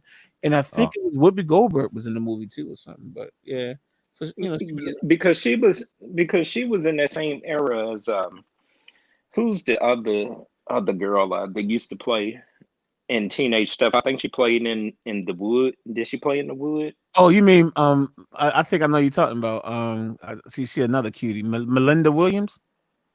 I think it's her. I think Tyler Perry had her playing some stuff also. Yeah, you Hmm. might be talking about Melinda Williams. Hold on, let me pull up a picture of her on the thing real quick. Hold up. But yeah, but she was definitely in the wood. She was the one that Big Mike, that was his girl. Okay, yeah, her. Yeah, Her name is that's it. Melinda Williams. Yeah, Yeah, now she was another one that played in a lot of early '90s stuff. yeah, uh huh. Yeah, Yeah, I used to crush on her too. Yep, sure did. me too, man. Sure did. Look, ain't ashamed. Look, ain't ashamed to admit it either. Ain't ashamed to admit it. And that's you talking about So her if right here? it's that's it. Yep. Yeah. Yeah, that's Melinda Williams right there. She fine as I know. Let me cut that off so I So, can so, stop staring. so, I so, want to so stop staring at her. hey, this is not my live stream, but she is welcome to come anytime she wants. Oh yeah. Oh, hey, Melinda. Hey, just give me, shoot me an email. I'll send you the link. Maybe we could get lucky like Kim C and meet some people like I she know, met the right? Jacksons. She Kim C texts me. Let me see. Because and Ron, you will appreciate this because you like the boys. Let me tell you. Hold up. Let me see when she texts me. Hold up. All right, hold up. And what day was it? Because I was like, oh, what's because she and I we're working on a duet right now. Actually, like she even recorded her vocals or whatever. And so it was Monday, and it was like the morning time on Monday, and I don't know if you can see this picture, but basically, hold up, let me see if it clears up so that sometimes it'll clear up and you can see. You probably can't see it, but that's Hot came. Hold up. Let me move this out the way. Hold up. That's Hot came from the boys right there, right? And that's his Mhm. brother Bilal on top. On a, Right. they did a hold up, maybe you can see it this way. Um, Okay. Yeah, I see that, it. Yeah, I that's see it. literally that's Hot came on the bottom, and that's Bilal from the boys, right? So Right. they were talking to each other on Instagram. So she gets in the chat, and then she starts talking to them like in the chat. This is just Monday. Like this is like 2 days ago. So she's Oh talking my to them, right? goodness. And then she found out she found Taj's Instagram, right? And so she sent Hmm. me a hold up. What she sent me? She sent me a clip, like it's like a photo where it says Taj Abdul Samad started following you, talking about her. So now Taj from the boys is following her on Instagram, and she showed it, like she sent me the little picture right here, like yo, no, you can't make it out, you can't make it. Hold up, I might just stretch Hey, it hey, up. hey, hey, yo, we one step closer to the boys. Check it out, check it out. It's a, I don't know if you can see. It says Taj I see Abdul it. Samad started following you. And that's her. Dude, I'm like, hold up. So now you went from so you went from the Jackson brothers to the Abdul Samad brothers. This is like oh, like everybody. So dude, we one step closer to Hakeem. I know, right? For real, right? Because the very first time that we had talked and we was talking about the duet, the first time she was I think you and I had mentioned something about the boys, Ron, during the live stream or whatever. So Mhm. once the live stream was off, and I said, Kim, I'm gonna hit you up so we can decide what song we're gonna do. And so I hit Mm. her up, and she was like, we started talking about the boys a little bit because she's a big fan. And she said, do you follow them on Instagram? And I was like, I didn't even think to even see if they were on Instagram. And she was like, yeah, well, Hakeem is Yeah. definitely on there, right? So, okay. So I literally said, oh, okay. And I found them on Instagram, right? So I clicked follow, right? Just like that. I said, just click follow. So we're going through different songs. Like, well, what you think about this song? Well, what about this song? Well, I don't know. What about this? And all of a sudden, almost like minutes after I started following him, it says Hakeem Abdul Samad is live on Instagram. And I was like, Kim, Hakeem is like live. Let's go to the live. Just like that. We literally stopped talking about the song. We both went into his live and we started like it was he didn't have many people. It was like maybe 10 or 11 people in the live or whatever, right? So we bombing and we trying to talk to see if he respond. He never responded to Right. us, when I was on the live. But yeah, but when Right. she finds a live and I'm not there, she gets Taj to follow her. Wow. I was like, this crazy, yo. He said, Wow. this girl, I don't know, she got some connection with the stars, man. They just follow her, man. I'm like, Ye- crazy, yo. Yeah, I'm gonna have to get on Instagram then. Because Yeah, I got an account I'm only following, I don't know, 3 or 4 people. right. Well, Hakeem, this I think all you gotta do is type in Hakeem Abdul Samad. Let me see, hold up. Yeah. Let me see. I think that's all you got. Let me um I think it's Hakeem Abdul. Hit this. Let me do a search real quick. Okay, I found Bilal. Bilal, if you want to follow Bilal, it's this Bilal underscore Abdul Samad. So that's Bilal. So I follow him now. And Hakeem. Yeah, Hakeem is just Hakeem Abdul Samad, no underscore or anything, no space. So if you I'm literally on type it. in HAKIM ABDULSAMAD, that's him.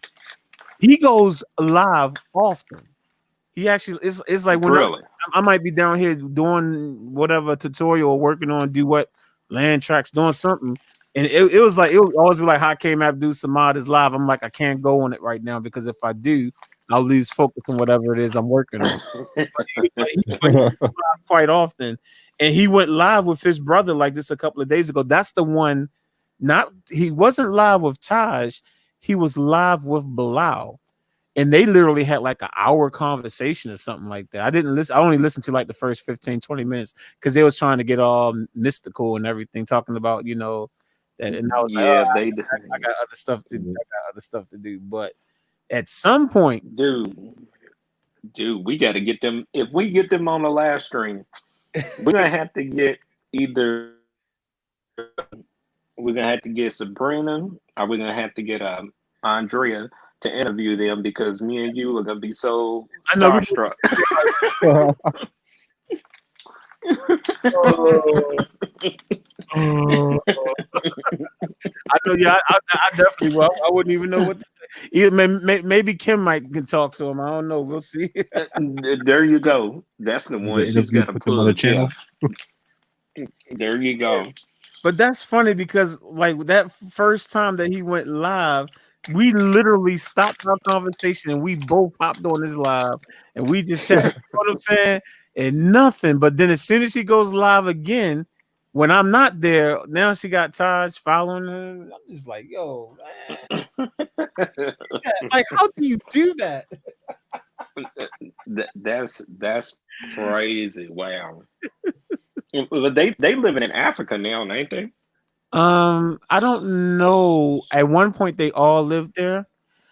I know on the unsung, I think only Todd. They said only Bilal and Hakeem was still in Africa. Yeah. I think Okay. Taj was back in Atlanta, Georgia, and I think Kyrie was in California. If when they filmed the unsung, and I think Hakeem has dual citizenship, if I'm not mistaken. They and Okay. I Because mean, he's still producing music. yeah, Yeah. yeah, he sure is. Um, and Hmm. I think he has dual membership, so citizenship. So he's technically a citizen of Africa and here, and he comes over here because he still makes money over here. He still comes over here and produce people, and then he'll Of go. course, of course. He goes back to Africa when he's done. So Wow. I wonder what their net worth is. I'm gonna have to look that up. they probably the internet probably wouldn't even be like, "Who's that?" Right. Yeah, probably. Probably. Yeah, because it's like with some artists. Let me see. Let me type in his name. Hakeem Abdul Samad. Oh, network. Let's see. 2020. Oh, they do got something on here. Hold up. Let me see if it's him though. They got a picture of him. Hot Came is best known as celebrity. Hot Came is currently under review. Birth sign is under. Oh, they don't have no information on him. Man. They don't even say that he's Oh, from the boys. They just keep saying it's one of two. Blah blah blah blah. I've Now had that this pop site, up before. yeah, that site didn't have anything on him. Where are they now? I'm not looking for where are they now. I'm looking for how much money he got. I want to know how much money he got. Right. Because to keep dual citizenship, I mean, to travel back and forth like it, I mean, you can't be completely broke because it's It expensive says to fly. 2 million on now on this particular site. Hold on, let me bring it up. And this is him with when talking about when he did Mama Africa with what's that reggae not reggae but Africa, what's his name? But anyway, right here, that's how it says 2 million on this site. And what Wow. year? It says it says Hakeem Abdul Samad net worth in 2020. So that's what it says. You know what whether that's his birthday. I do know that March 26th because that's my youngest nephew's birthday, March 26th. So they got that right. So yeah, it says 2 And million. that's, yeah, and 2 million, I guess, ain't bad when you was a child star. Here we are, 30 some years later. Right. Yeah. And like I said, if he wants to exchange his bank account with mine's, yo, let's do it. I'll send you the funds from mine's, and you send me the funds from yours. And, hey, I'll be moving out of Baltimore City to Baltimore County and buy a house straight up like 150, 200 grand. Just buy the house straight up, and we be straight. Shoot, me, if the money's right, I'm trying to go out west where we get good weather all year round. I hate winter. Yeah, but you Tired said, of winter. but you said you don't want to go to LA though. No, I'll try Arizona. Okay. Vegas. I have a friend that just recently moved out there. I think he's doing all right though. But like, yeah, he born. Matter of fact, went to college with me. He was the best man ever. Back in 2015, he got a gig as a superintendent or as associate, like the assistant superintendent, someplace in Arizona, and he moved out there. A couple of people are telling me that Phoenix is like the new Atlanta. Oh, is what I had a few people, tell me. okay.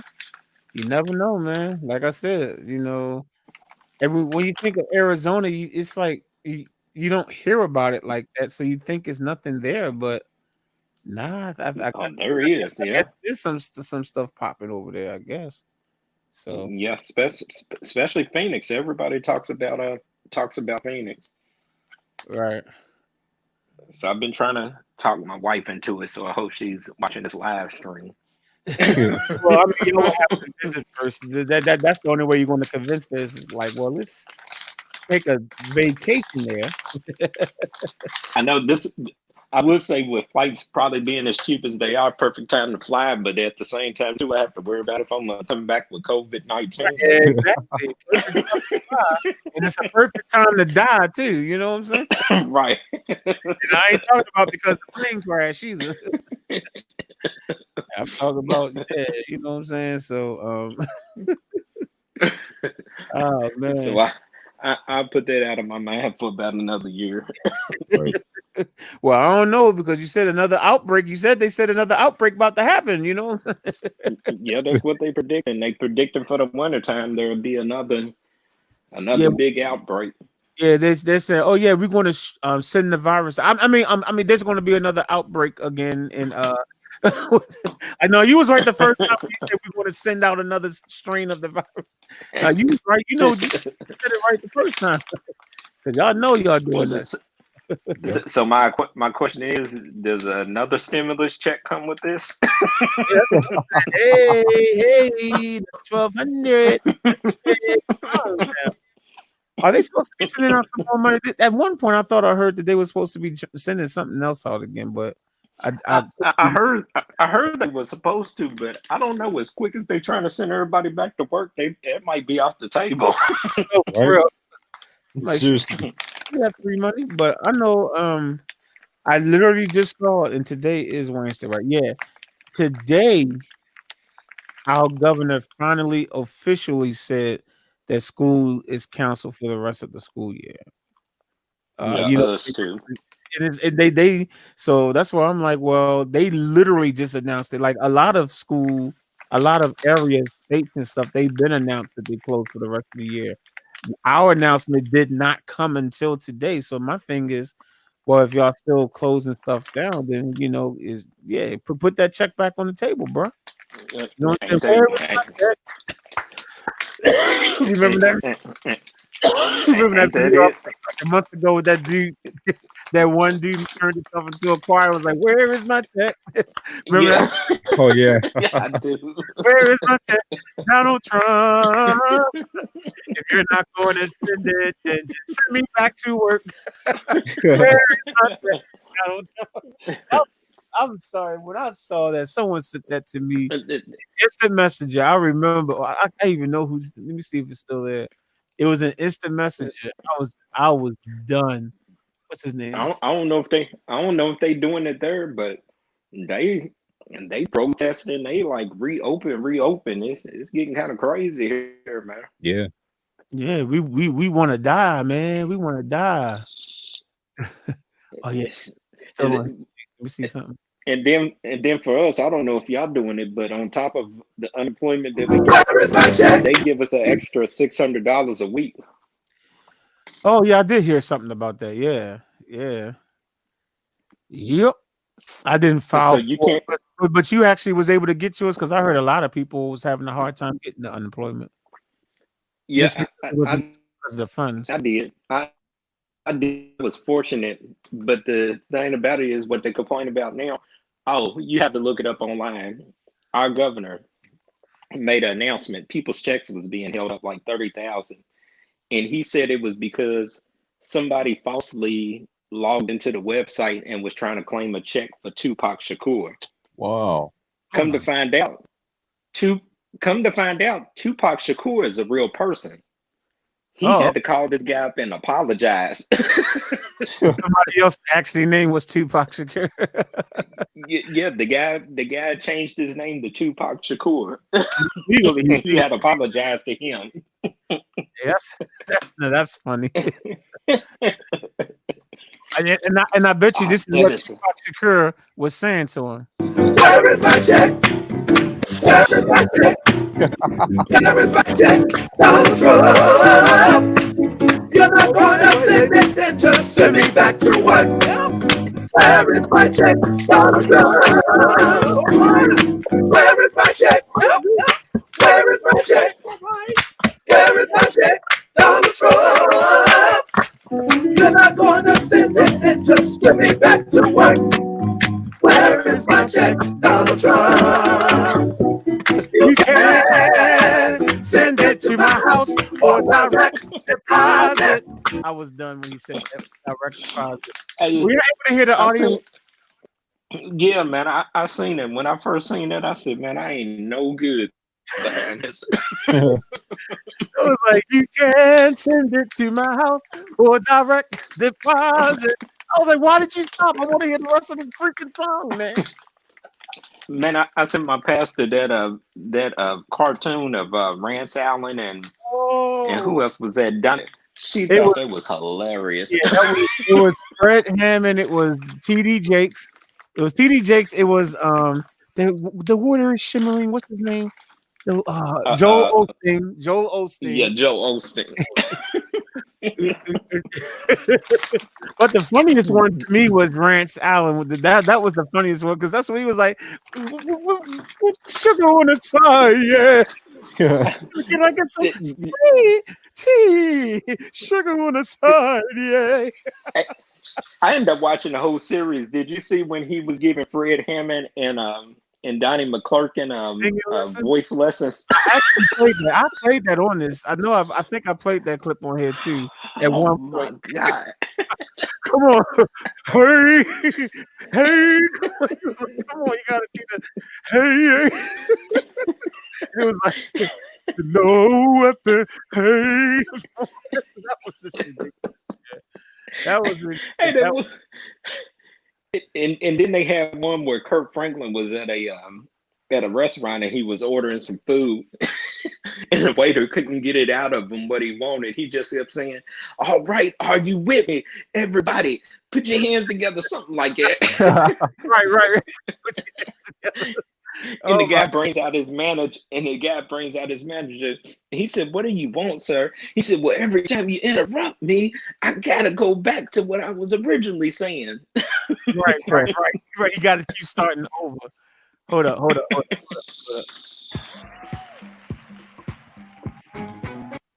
up, me. I want to get that. This is right here.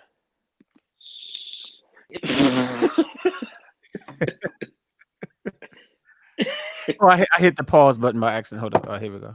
Good evening, sir. Welcome to Shea Lamb. May I take your order, please? Yo, what's going on, everybody? It's your little cousin, your brother, your nephew. It's your family member. It's Kirk. Wait, I don't quite understand what's going on. I what you would like to eat. No, I know I just got to start every conversation like this. What's up, everybody? It's your little nephew. It's your cousin. It's your family member. Sir, we really don't have time for this tonight. If you could just order the food. The kitchen's really busy tonight. Just please come. Well, brother, I don't really see anybody in here tonight. Plus, you interrupted me again, so now I got to start over again. I got to get you out. What's up, everybody? It's your little nephew. It's your cousin. It's your little brother. Sir, I'm sorry. This is absurd. I mean, if you're not going to be ordering any food tonight, I'm going to have to. No. I didn't say I wasn't ordering. What I said was I have to begin a certain way. But now you done interrupted me again. So, to all my people in the struggle, I think God's going to get some pain medicine. Let's go. The problem. It's no problem. I'm just trying to make my order. Actually, sir, there is a problem. I keep trying to take this gentleman's order, but every time I try, he just gives this. He starts with this speech I don't quite understand. No. What's up, everybody? It's Oh, Kevin on stage posted that one. Okay. Hey, that is hilarious. But to me, the funniest one is this Rance Allen ordering his shit on the side. Yay. This is the funniest one to me. Well, you see coffee, but I see a couple of liquors started off as a bean. TD Jakes. In order to make what we call coffee, the bean had to go through a process, an uncomfortable process at times. It had to be crushed and grinded, punished and disfigured. Now imagine you're that bean. Everything you're going through, you feel like pushing you to your limit, putting you through the blender to refine you into a better product than what you started at. You're going through the fire to come out better. You're going to become a product that everybody marvels at. Baby, people are going to stand in line to get what you got. Don't regret the process. The finer the granule, the better the coffee. Get ready. Excuse me, I get carried away sometimes. May I take your order? No, instinct in stores now. TD Jakes. Oh, what can I get for you today? Hi there, friend. God bless you today. Joel That's Osteen. how you talk. Something funny. Knock, knock. Who's there? Daisy. Daisy who? They see me balling and they hating. Well, I just want you to know today that Jesus loves you and he wants the best for you. In fact, is there anything that I can get for you? Come on, hold your Bibles up and say it like you mean it. This is my Bible. I am what it says I am. I have what it says I have. And I can do what it says I can do. And I'll never be the same. In Jesus' name. Amen. Hey, we never like to close without giving you an opportunity to make Jesus Lord of your life. Just say, Lord Jesus, I repent of my sins. Come into my heart. I make you my Lord and Savior. Friend, if you prayed that simple prayer, we believe you got born again. Okay, sir, do you want any coffee? I want you to get into a Bible-based church. Keep God in first place. He'll take you places you never dreamed of. And this is the best one right here. Hi, sir. May I just take your order? I'm actually saved. I go to church every Sunday. I don't know what it is. Just everybody just keeps preaching to me today. Yes, I heard it all. Don't worry, I won't be preaching to you today. I'm just here to make my order. Whew. Okay, thank you. What can I get for It's you? something about the name. Hey, oh, hey, yeah, oh, hey, sweet tea, oh, hey, sugar on the side,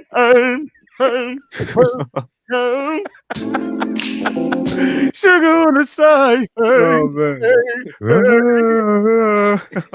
I'm sorry, man. I had to like end the stream with that. Those things are just hilarious, man. It's like I don't know who They had the showed a idea clip. to start doing that stuff, man. But that stuff was funny. They done one of Bobby Jones, and I guess some of the students at the school, Bobby Jones teaches that they showed him a clip of it, and he was like not amused. Yeah, oh, I did see that. Yeah, Bobby Jones. I did see that before. Yes, But the yes, guy sound just like Bobby Jones. yeah. he, I he did was see that. talking to Tamla Mann. Oh my goodness. Right. No, you absolutely right. I do remember that. Oh my goodness. Bobby Jones, someone was just like, he was just looking at it like, okay. Ladies and gentlemen, welcome to BET's Bobby Jones Big House Club. Happy Mother's Day to all of the mothers out there. Listen, you are in for a treat today. Ladies and gentlemen, today we have the most anointed and prolific men in gospel and in preaching. I tell you, I am so excited for today. And then at the end, we have a treat for you. We have a group of mothers singing you a special song. Wait till you see who it is. Ladies and gentlemen, welcome our first guest, TD Jakes, Mr. himself. It feels so good, to be here on Mother's Day. Thank you for having me. Happy Mother's Day to all of the mothers out there. To understand God, you must understand the significance of a woman. See, a woman has been designed and equipped to carry and birth a baby. You may experience labor pains, but baby's coming. I've got the instinct to They tell got you his all list down that real your good. purpose, They your do. destiny is your baby. It may be, but just like a mother, keep pushing. It may be uncomfortable, but just like a mother, keep pushing. You may have to hold somebody's hand, but just like a mother, keep pushing. Baby's coming. Your purpose is coming. Get ready, get ready. Get ready. Well, listen, didn't I tell you that you are in for a treat today? Wasn't that awesome? All right, you just keep on pushing. That was so great. Ladies and gentlemen, please welcome my next guest, Bishop Noel Jones. I mean, Noel Jones. As God would have it, I want to show gratitude, my appreciation. I'm mad and say about thank how you they for showed this beard. eternal being of LA, and I would like to extend to Preachers you of all LA. a happy maternal being day. Yes, I said maternal being, as you all call them mothers, because I use words and I read the dictionary and Bible and dictionary. That is my daily routine. If you look up the word mother, it says a female parent, a woman in authority, especially the superior of a religious unit. Women are all human beings, but there is something particular and different and special, spectacular about those who are maternal beings. Listen, it is not by happenstance or by chance that there are so many idioms that have the word mother in it, such as experience is the mother of wisdom, like mother, like daughter. Yeah, he ain't go to the cut Necessity work. is the mother of invention, the mother of all. Listen, mothers are special beings, and I want to extend this reading to let you all know. Oh, touch your neighbor for the third to the last time. From the second to the last time, and then the other one for the first to the for the last time and tell him, thank God. Thank him for mothers. We were birthed through a mother. We thank God. Without a mother, there would be no you. Thank God. Thank God for your mother. Happy Ooh, ladies and gentlemen, did I tell you that this is something special in here today? Listen. Thank God for Bishop Noel Jones. I mean, Noel Jones. Listen, coming to the now, last but certainly not least, my protege. Welcome, Kirk Franklin. What's going on, Hey, yo, Kim everybody? just It's your came in, yo. nephew. It's your cousin. It's your family member. It's the host of BET Sunday Best. It's Kirk Franklin. Now, I already told them who you were. What's up, Kim? I feel that. Listen, I just want to say happy Mother's Day to everybody out there. All right, we'll see you for the next season of Sunday Best. Well, ladies and gentlemen, I thoroughly enjoyed myself. We have a group of mothers, which you might know. Hey, Kim, from I was just Detroit, talking about Michigan. you a few Ladies and minutes gentlemen, ago. I'll here tell for you a in a special second what I Mother's was Day saying. treat. Please welcome the Clark sisters. When we were younger, they used to make me give them the parts. So I figured tonight I better do it. Dorinda, just say, Happy Mother's Day. Oh, yeah.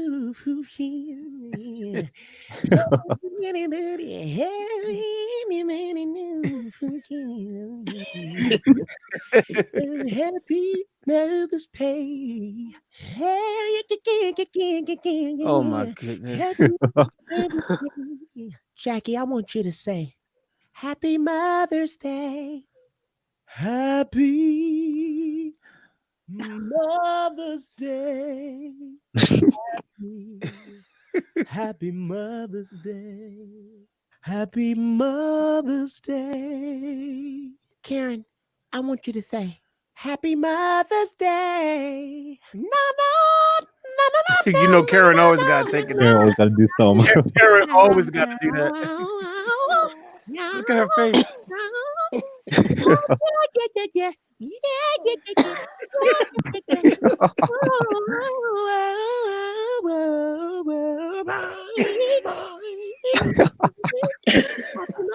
That's hilarious. Girl, I don't remember what you did. Oh my God. That's just funny how they did, because Karen Doobie always take it to the next level. And that does sound like Bobby Jones. Yeah, That does. that dude. Noel Jones. Yo, that was good, yo. How you do that? Hey, That was hey, good. that was good. Oh my goodness, man. Just paused the video. I was like, I thought I paused the video, man. Yo, I thought I paused that sucker. Hey, that was good. You in for a treat today.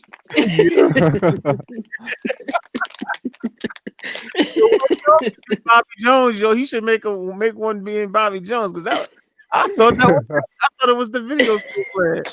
Oh man. Hey Kim, I was just talking about you, sweetheart. I was telling how we was talking about how we gotta get some famous celebrities and stuff on this live stream and everything, and I was telling them about you and the boys and how you got Taj Abdul Samad following you on Instagram, and you talking to Hakeem and Bilal on Instagram. It was like, yo, we got to get Kim up on here, because Kim, I don't know, the stars just know who you are, man. I'm like, yo, can you tell us what your secret is before we log off tonight? Because we're about to log off. Can you help get them on the panel?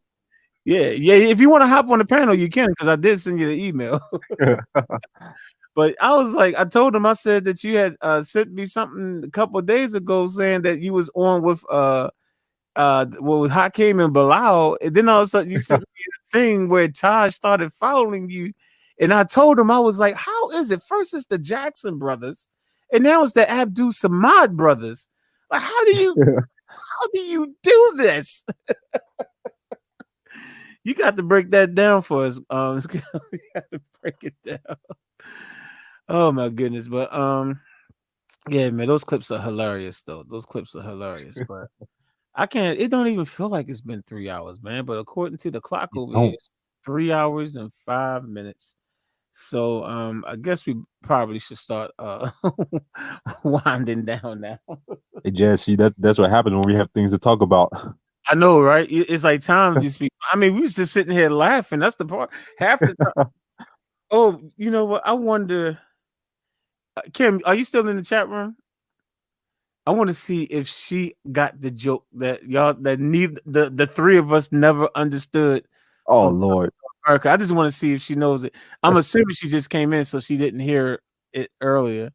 I just want to know if you still here. Just say something. Let me know if you're still in the room. Kim, we getting ready to log off though. But if you're still in the room, say something, please. Okay, she said, okay, now you remember the very last scene, right, Kim, of Coming to America, right? Eddie Murphy is dressed as the Italian guy in the barbershop, right? And let me see if I can play the clip again. I'm not going to play it on the screen because I'm trying not to get in trouble. So I'm gonna play it through my phone. This is the same. Oh, I gotta wait for the commercial. Hold on. But this is the scene I'm talking about. And I want you to tell me if I had admitted that I never got the final joke of Coming to America. And I always thought I was the only one that didn't get it. But come to find out, Ron and 112 DZ still never understood the joke. And I'm just curious if you understand this joke right here. Hold on. Goes into a restaurant. You listening? A man goes into a restaurant. He sits down. He's having a bowl of soup. He says to the waiter, come taste the soup. The waiter says, is there something wrong with the soup? He says, taste the soup. He says, there's something wrong with the soup. Is the soup too hot? He says, will you taste the soup? It's wrong. Is the soup too cold? Will you just taste the soup? All right, I'll taste the soup. Where's the spoon? Aha. Aha. I just want to know, Kim, do you get that joke? Because it took me probably close to 30 years before I finally realized it. Ron admitted that he still didn't know what the joke meant, and 112 DZ said I literally explained it to them, but I literally just figured it out like a year or two ago. I'm just curious. Do you understand the aha? Do you understand the joke behind the aha? That's all I want to know. I just want to know if you know before I sign off. I just want to know if you understand that joke. Hold on, let me go to I'm waiting to see. I got That's hilarious. yeah, StreamYard sometimes we delaying when I see comments sometimes. Hold up, let me see. That's hilarious. She did get the Oh, joke. she got it. Oh man. It's us, yo. We were the slow ones. Okay. So we slow. Yeah. You got it. That's right. The way to didn't bring us. I feel so stupid. We had all I know is I figured it out. Hold up. It looks like so fun because so it was a lot. It really is a lot of people that didn't get the joke. It wasn't. I used to think it was just me. I don't know what made it finally click one day. It's just I've watched that scene so many times, and one day I guess I really paid attention to the whole story. And when he said, "Where's the spoon?" I was just like, "Oh, I get it now. I get it. I get it. I get it." I thought it was just me, but it's a lot of people. It's like the whole point of the matter is the customer is in there trying to enjoy some soup, and he tells the waiter, "I want you to taste the soup. Taste the soup." And the waiter is like, "What's wrong? Is the soup too cold?" And he was like, "Just taste the soup. What is it? Is it too hot? Just taste the soup. Whatever." And he was just like, "Just taste the soup." And the waiter was like, "Okay, where's the spoon?" Aha. Aha. And I mean for what, 30-something years.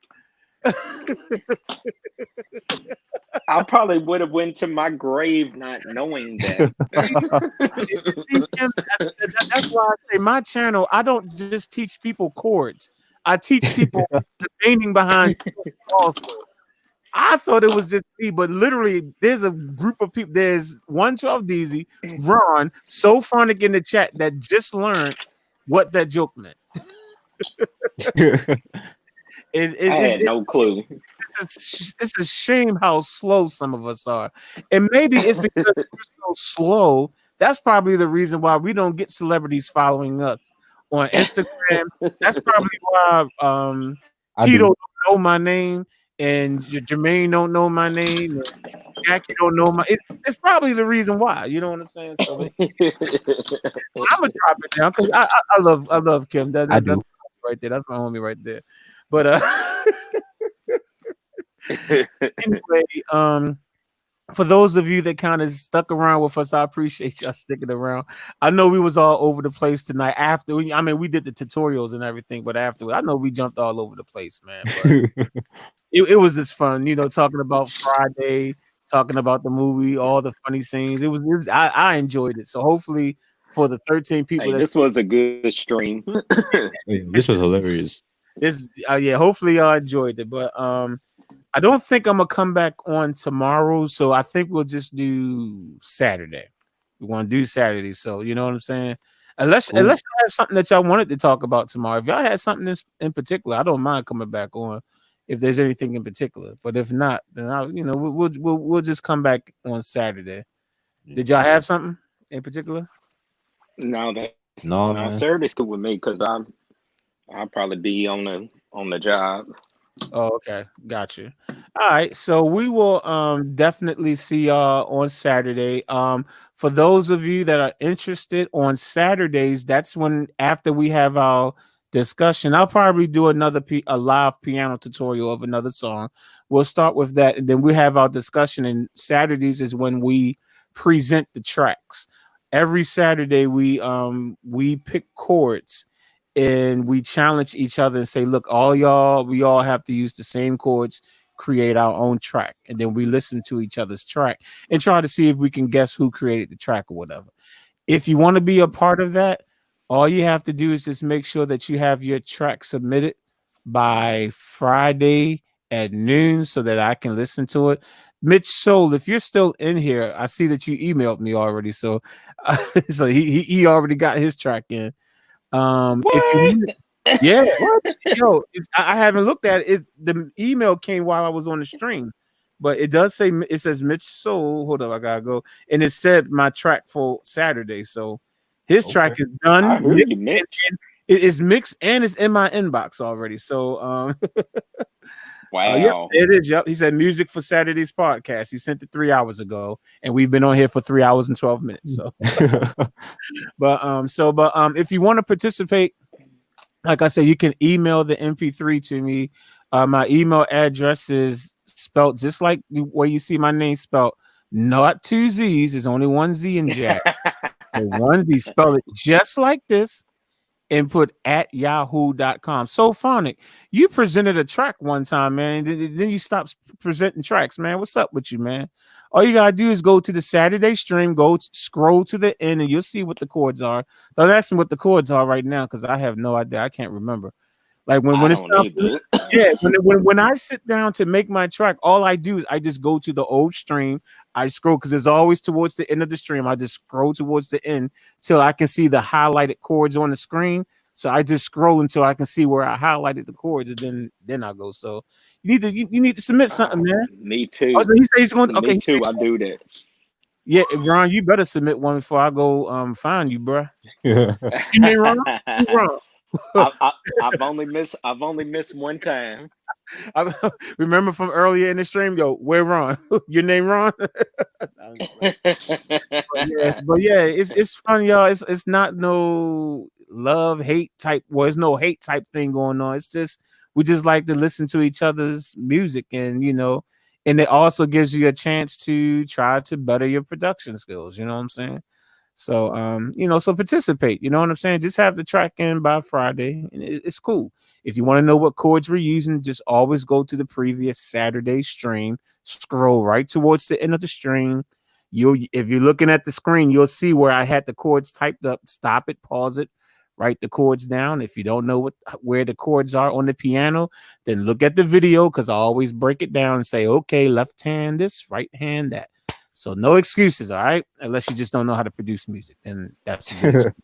But other Yeah, than that, and we might have to do a tutorial on that. probably. To be honest with you, I like Ron to do that tutorial because Ron be having that funky. Boom, he be like Teddy Riley Jr. Ah up. man. He be like Teddy Riley Jr. Ah man. Nah, man. Nah, man. I'm just doing stuff.